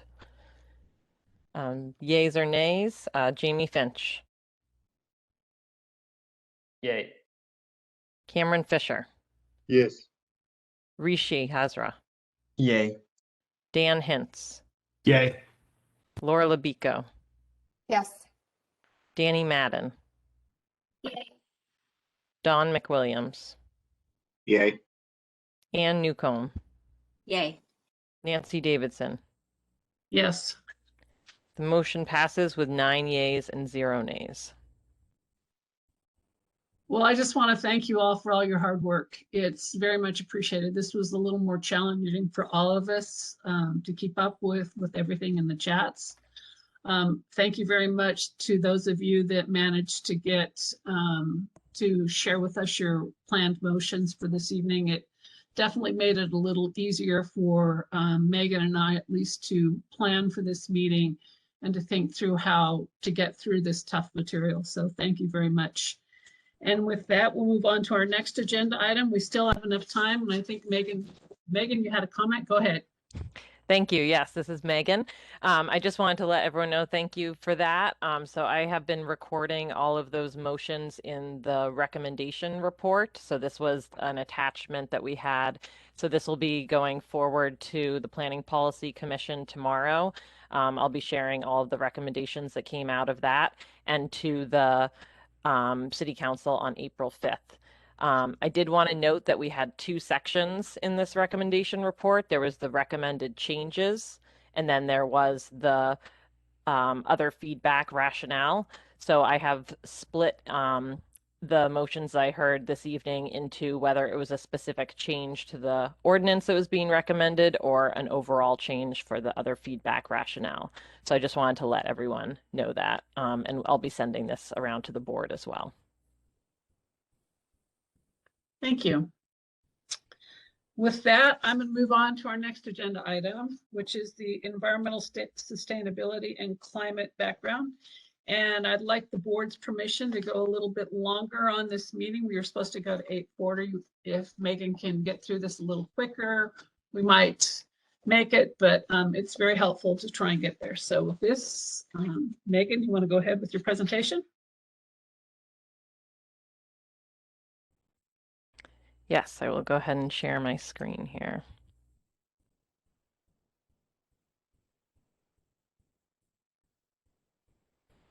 Okay, so we are moving on to the second presentation here. So this is to talk about the various actions and policies that the city has done around environmental stewardship and climate. So I'm going to break the presentation into 2 parts this evening. The first part will be talking more about these actions and the categories that are mentioned on the slide. And then the second part will be a deeper dive into our greenhouse gas emissions inventory. So the first set of actions I want to talk about are about energy and green building. So these involve both things that the city does to reduce our community-wide emissions as well as our operational emissions. The first 2 are demonstration projects. Z-Home is a project that the city took on. It was the country's first zero net energy multifamily townhome project. And we found that this project is now actually producing more energy than it's consuming. This project was done through a lot of partnerships in the region with Puget Sound Energy, Built Green, King County, Master Builders Association, and as well as the builder Ichijo. So it was a great collaborative process. And that builder went on to build some single family homes up in the Highlands as well that were highly energy efficient. Another demonstration project is the Fire Station 72. This was certified LEED Platinum, and that's located on the valley floor. Green Direct is a program that the city has partnered on with Puget Sound Energy to procure renewable electricity for the city's operations, and that comes locally from a wind farm and a solar farm, both located in Washington. The Soul Smart Gold designation is something that the city went through a process to make it faster and easier to go solar. And as a part of this, we are able to make it so if you're just installing a regular solar installation on your home, you don't even need a building permit for that. We followed this with the Solarize campaign, where we brought together neighbors and community members to do a group purchase of solar, so that reduced the overall cost. And we were able to educate about 130 people in that process. And we also got a system donated to a nonprofit, Friends of Youth, down in the valley floor. The Green Power Challenge is another program we worked with PSE on. Residents are able to spend a little bit more money on their bills to get renewable energy. So we did a big program around that in 2014, but residents are able to sign up for that at any time. And the city did a streetlight retrofit in 2019 and a sustainable building action strategy, which had a lot of the foundation for some of this work that we've done. For transportation land use, the city's done several transportation demand management programs, providing incentives both for residents and multifamily. And then also we've done some programs with city employees as well. So overall, we try to reduce the people driving alone their vehicles and promote alternate modes of transportation through that. The city has done transit-oriented development projects. So one is the YWCA project up in the Highlands, which is located near the Highlands Park and Ride. And then we're also working on one down on the valley floor near the transit center. I think we're all pretty familiar with the EV charging ordinance, so I won't get into that. And the city also owns 2 EV charging stations that are open to the public. Again, we have policies around promoting alternative modes in our mobility master plan, and this is something that the board will look at a little bit more later in the year as we do our climate planning efforts. We have the Central Issaquah plan where we focus a lot of the development in the valley floor and preserve the hillsides around the city. And the transit plan will be promoting transit throughout the city, and we haven't started those efforts yet. For waste and consumption, the city's done a lot of outreach and education with multifamily, commercial, and then also working really closely with the Issaquah School District on this. We also have some policies in place. We have the food service packaging ordinance, which requires compostable or recyclable food service packaging, and it also bans styrofoam in the city. We have our bag ban, which went into effect in 2014. The state has since passed a bag ban that was supposed to go into effect early this year, but that has actually been delayed due to COVID. But during that time, we still have our bag ban in effect. We also had a residential program focused on food waste reduction. This is something we did a lot of outreach on to residents at farmers markets and in grocery stores. And there's been a student group that's used the toolkit more recently. So that's been great to see. Through our contracting process for our solid waste services, we were able to require that it be carbon neutral. So rather than using CNG, the Recology trucks that you see around are using RNG. And they also have their zero waste store at Gilman Village. For parks and open spaces, we did a tree canopy assessment in 2009, and we have a tree canopy of 51% in the city. The Green Issaquah Partnership is a collaborative effort between the city, Forterra, and community groups to have volunteers help restore and maintain our forested parks and open spaces. And as a part of that, we were able to plant 10,000 trees last year, and the city will be working with a nonprofit, City Forest Credits, to sell these credits on the open market. The Park Strategic Plan and Green Necklace are both efforts which help connect the community to the streams and parks and open spaces around town. And the city's also done several acquisitions along the creek side or other open spaces. In 2019, we acquired the Harvey Manning Park expansion, which was a 40-acre property located in the Issaquah Alps along Newport Way. We've also done some work with wildfire preparedness. So we worked with, or Eastside Fire and Rescue had a FireWise program working to reduce the threat of wildfires. And we have also been working with King County on their wildfire preparedness plan. The Storm and Surface Water Master Plan is something that we're going to be talking about at our next meeting on the 24th. So we'll have an opportunity to learn more about that there. We've referred to the Title 18 Land Use Code several times. The board will have an opportunity to look at critical area code and tree code through these efforts. The Pollution Prevention Assistance Program is a partnership program with local governments that's funded by Department of Ecology to do business visits to check up on hazardous waste disposal and stormwater protection methods.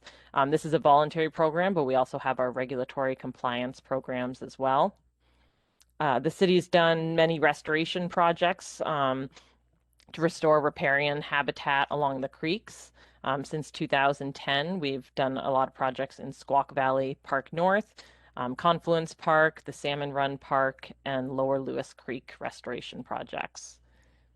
Neighborhood meetings is something that actually came out of the development of this board. So previously we had the Rivers and Streams Board that provided more technical oversight over some development projects. And when we were forming this board, we wanted the scope of work to be a little bit more broad in nature. But we also heard from the community that we didn't want to lose that opportunity for the public to provide comment on these types of projects. So we have neighborhood meetings for projects with critical areas where the public can do this. And last, the integrated pest management policy helps guide the use of pesticides in the city. For climate collaboration, the city was a founding member of the King County Cities Climate Collaboration back in 2012. This is a partnership of local governments that take action to address climate change. The collaborative worked to develop the K4C Climate Action Toolkit, which we'll be using this year as we go through our climate planning efforts. The community convening on climate is something that we worked closely with a few groups on last year.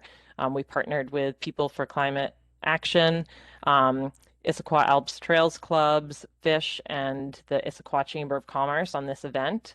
And the number one recommendation coming out of that was to work on a climate action plan. So we'll be beginning that work this year.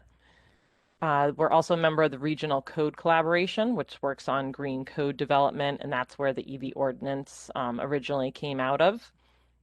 And we're also members of the Puget Sound Climate Preparedness Collaborative, working on resiliency measures.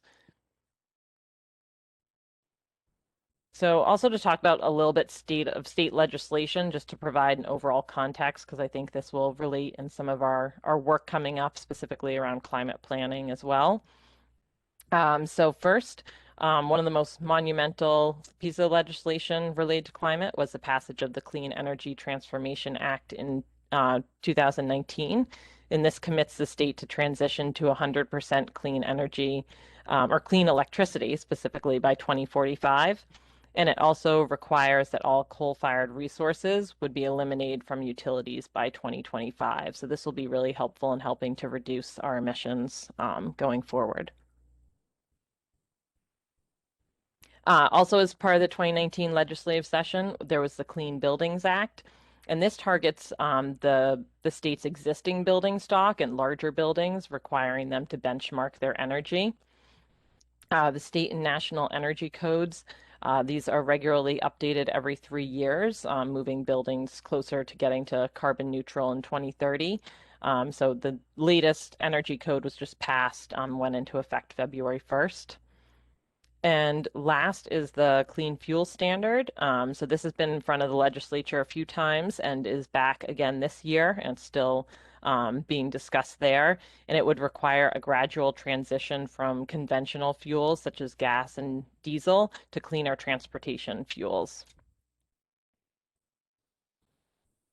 So that was part one, and I've been trying to go a little bit faster.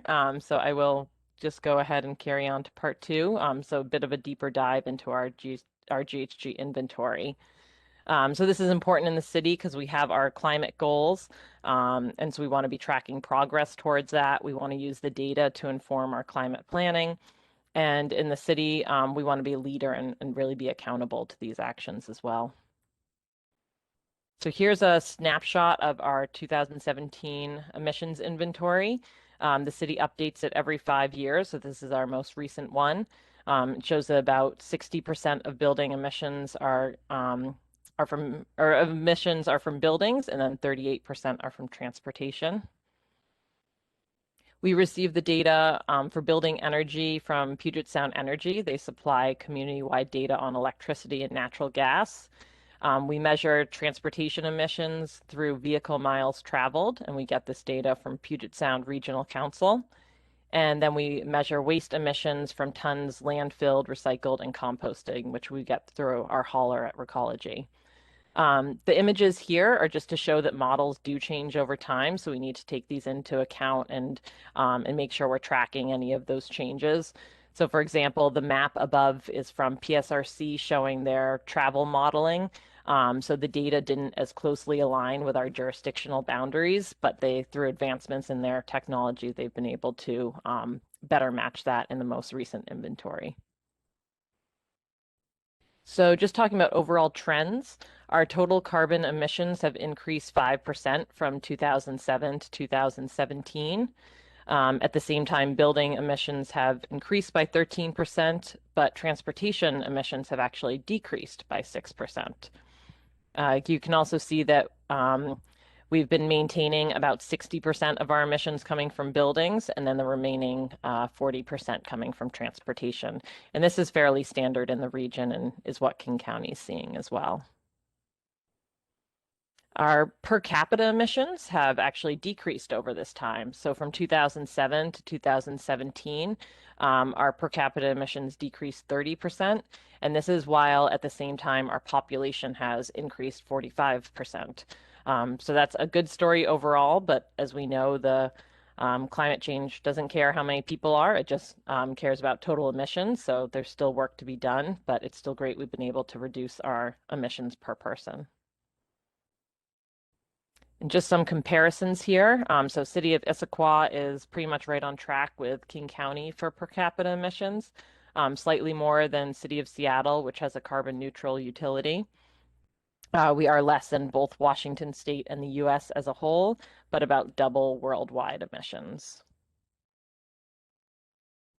So getting into the sectors, the first is for building emissions. On the left, we have our electricity, and on the right is the natural gas. As you can see through the blue bars here, the usage for both electricity and natural gas has been going up during each period, each of the 3 inventory years that we've done. But the emissions for electricity actually had a dip in 2012. So the emissions really closely align with what the fuel mix is. So on this slide, we show Puget Sound Energy's fuel mix over that same period. On the bottom, you can see the different fuel types, coal, natural gas, hydro, wind, cogeneration, and what their percentages are. So you can notice with the blue bars for coal in 2012, coal was only about 30% of the mix there, and in the other 2 years it was 37%. So it's thought that some of the emission decrease was for that reason. So there's a couple ways we can reduce our emissions from buildings overall. We can reduce the overall energy use by doing energy efficiency or having stronger codes, or we can reduce the carbon intensity of the fuel sources. So for example, with the Clean Energy Transformation Act that I was talking about earlier, that will get coal out of the mix by 2025. So that's another way that will help reduce our emissions. For transportation, our vehicle miles traveled via VMT has increased by 29% from 2007 to 2017. But you can see with the green bar, which shows our emissions, they have actually decreased over that same time, even though VMT was increasing. So the reason for that overall is that over time, there's federal fuel efficiency standards, which have made vehicles more efficient. So even though our VMT was going up, the fuel efficiency has improved over time. So again, there's 2 ways that we can work to reduce our transportation emissions. The first is reducing the overall VMT. So for example, with COVID-19, we're seeing a lot more teleworking. If that's able to continue over time, then that could be one way to reduce the overall VMT. We can also be reducing the carbon intensity of the fuel sources. So that gets into that clean fuels legislation. If we're able to have cleaner fuel sources, then the emissions associated with the VMT will be lower. Here, talking about waste emissions. So emissions from waste are actually negative due to the benefits of composting and recycling. You You can see here in the chart with the green shows that if we were not doing composting and recycling, that our emissions would be much higher. But through the management practices, which is composting and recycling, it is much lower and in fact negative. I also want to touch on how there's different types of inventory. So in Issaquah and most of the cities around do a typical geographic inventory, which measures the emissions within our geographical boundaries. But King County has also done a consumption-based emissions, which takes a different lens of looking at overall emissions. So even though we saw on the previous slide the emissions from waste were negative, that's not really the whole story. Products are made elsewhere and have emissions associated with them that just aren't calculated for in a geographic inventory. So for example, food and goods makes up about 40% of consumption-based emissions inventory. And this is important to note just because there's a whole suite of options associated with this. So looking at food waste reduction can reduce emissions, encouraging reuse and repair of items are other policy options there. And then why are we doing this? There are a lot of impacts that we are already starting to see in the Northwest. So we're seeing increased heat, and that's leading to some heat waves and effects that can impact health. We also have increased risk of wildfire. We all know what the summers have looked like the past several years. We also are expecting to see heavier rain and are already seeing that, particularly in the wintertime and the flooding that is associated with that. With lower snowpack, our rivers and streams where our salmon are warmer and lower flows in the summer. So we're seeing a lot of this now, and with climate change, there'll be increases as well. So the good news is we are working on a climate action plan so we can start to do more of these things. So as you saw, the city has done a lot already, but we're really looking to have this plan that will be the cohesive framework for how to take on these actions, including the goals that we want to have and the strategies to get there. So the number one recommendation from the community convening on climate was to have this plan. We currently have a request for proposal out to seek a consultant to work on this. So that is open to all consultants to submit. And we'll be reviewing those and picking a consultant to move forward with. And then I expect to come back to the board at our May 12th meeting to talk about this a little bit more and provide the overall scope and timeline.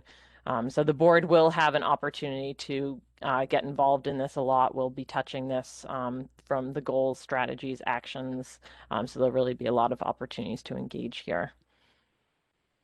And with that, I will see if there's any questions.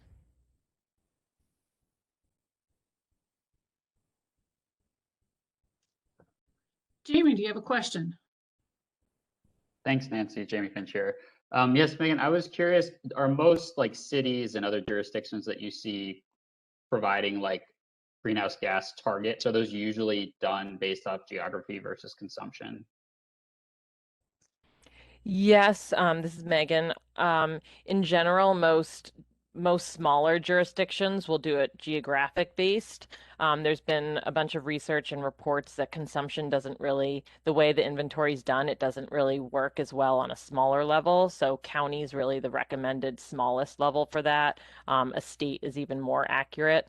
So that's why we've often referenced King County's data for that, and they're actually going to be updating that this year. So it'll be great to be able to incorporate that into our climate planning efforts. Great, thank you, Megan. Are there any other questions?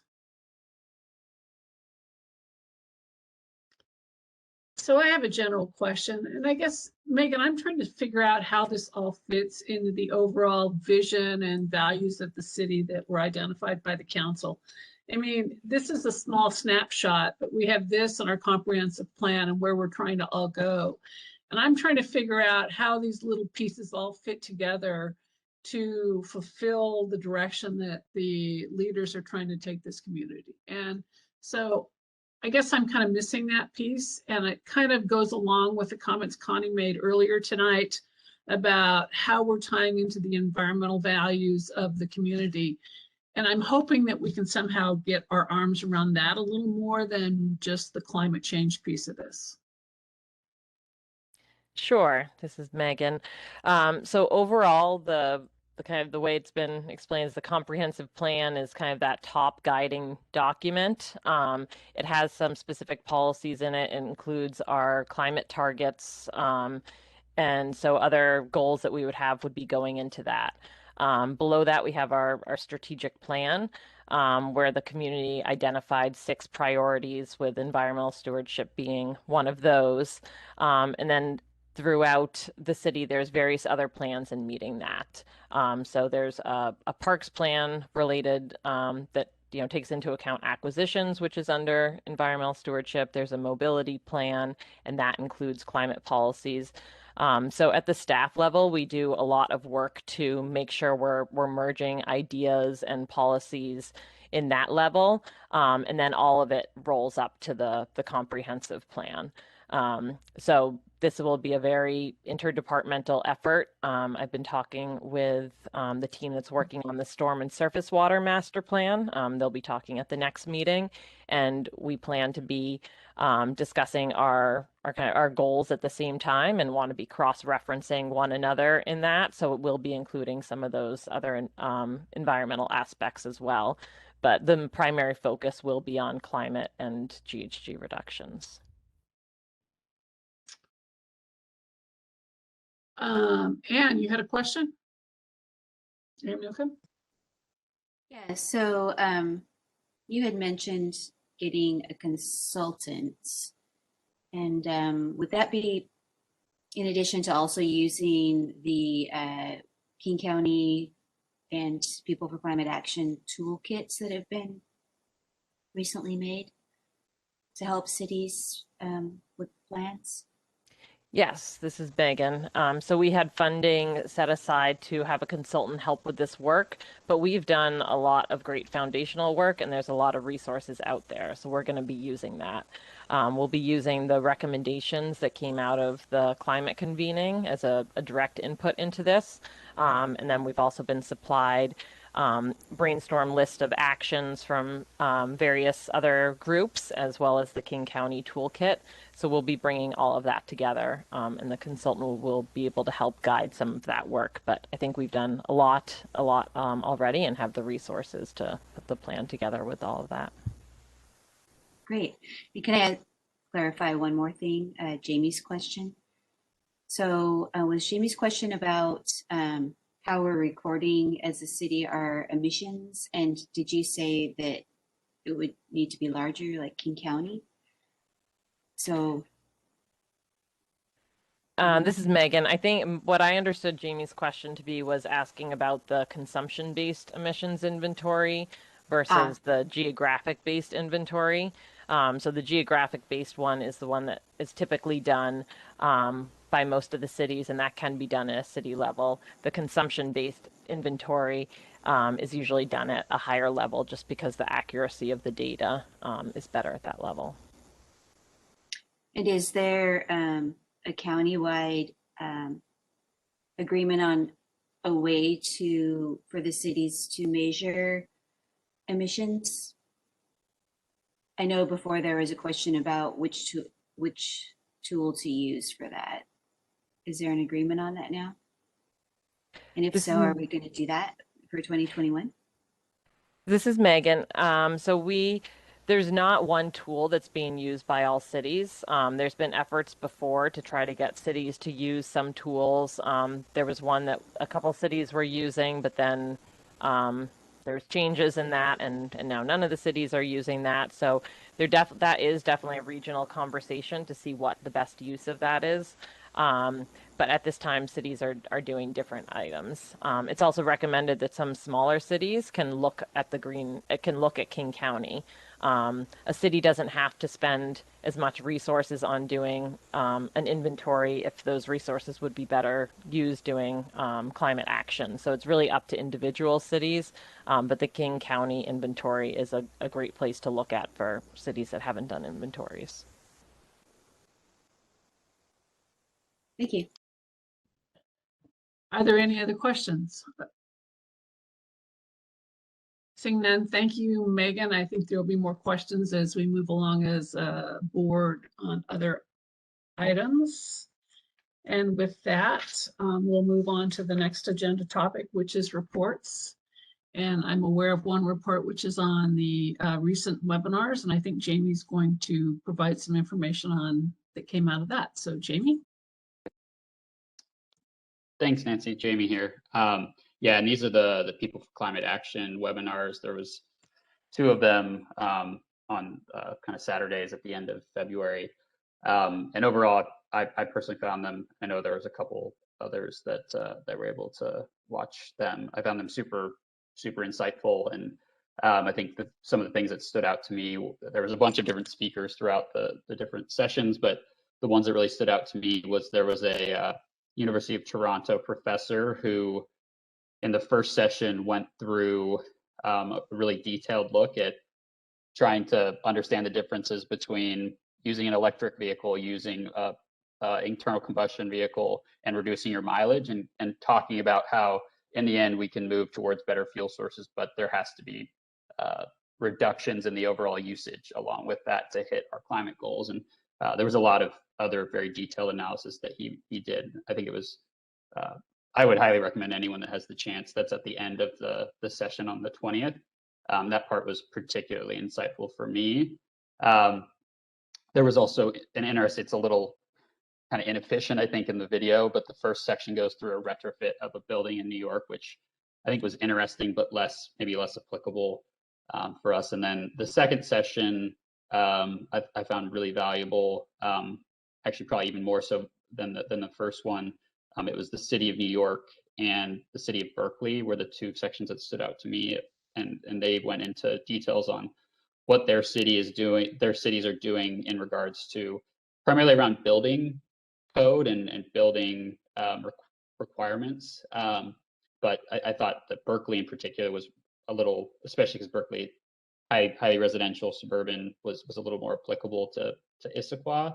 But a lot of the things that they were doing, as well as the learnings, I think one of the key takeaways I had from that was they had rolled out, they were very early in certain types of legislation, and their learnings as to what works and what didn't, and how they were adjusting as they learned more and saw the outcomes was really refreshing. So that is also at the end of that the 20th session on the 27th, and I found that if I was to watch one section of it, that was the section that I found most interesting, just because it was, I think, the most applicable to Issaquah.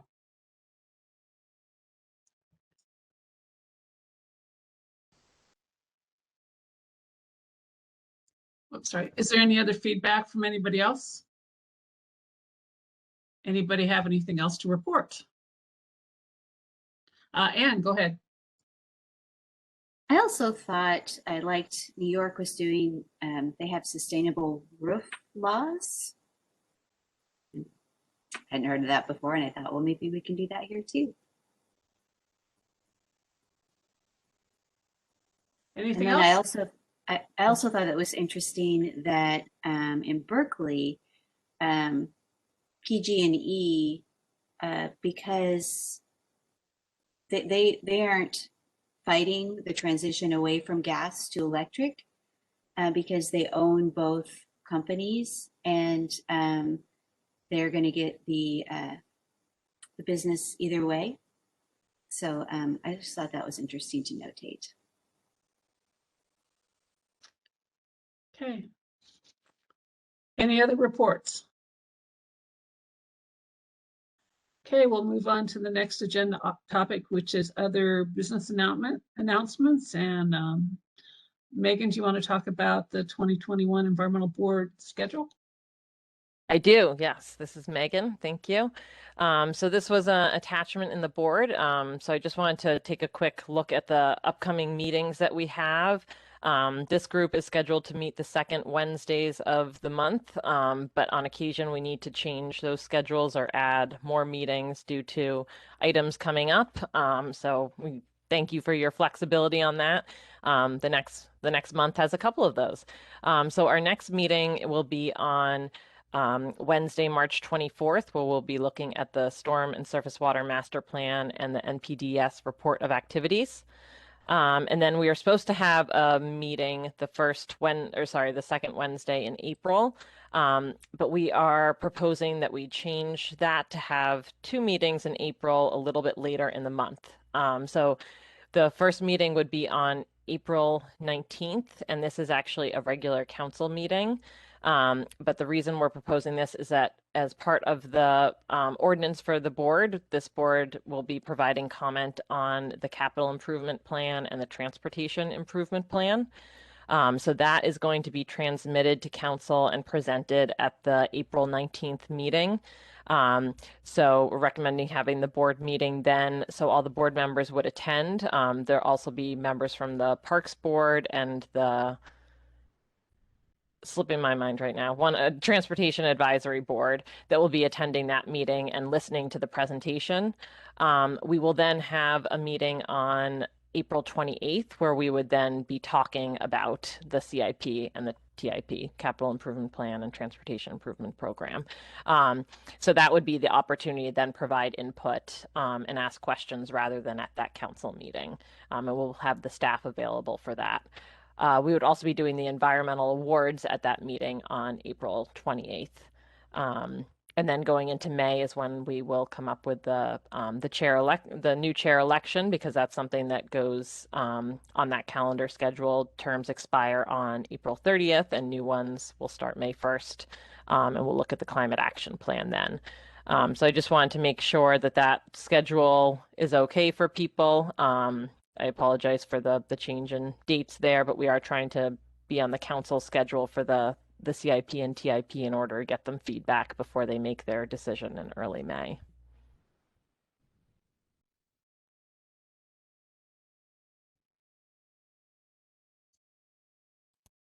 Great. Thank you very much, Megan. At this point, I don't see any other action that's on the agenda. Anybody have anything else for the good of the order? Seeing nothing, it was a very interesting meeting, and I appreciate all your time and efforts on it. And with this, the meeting is adjourned.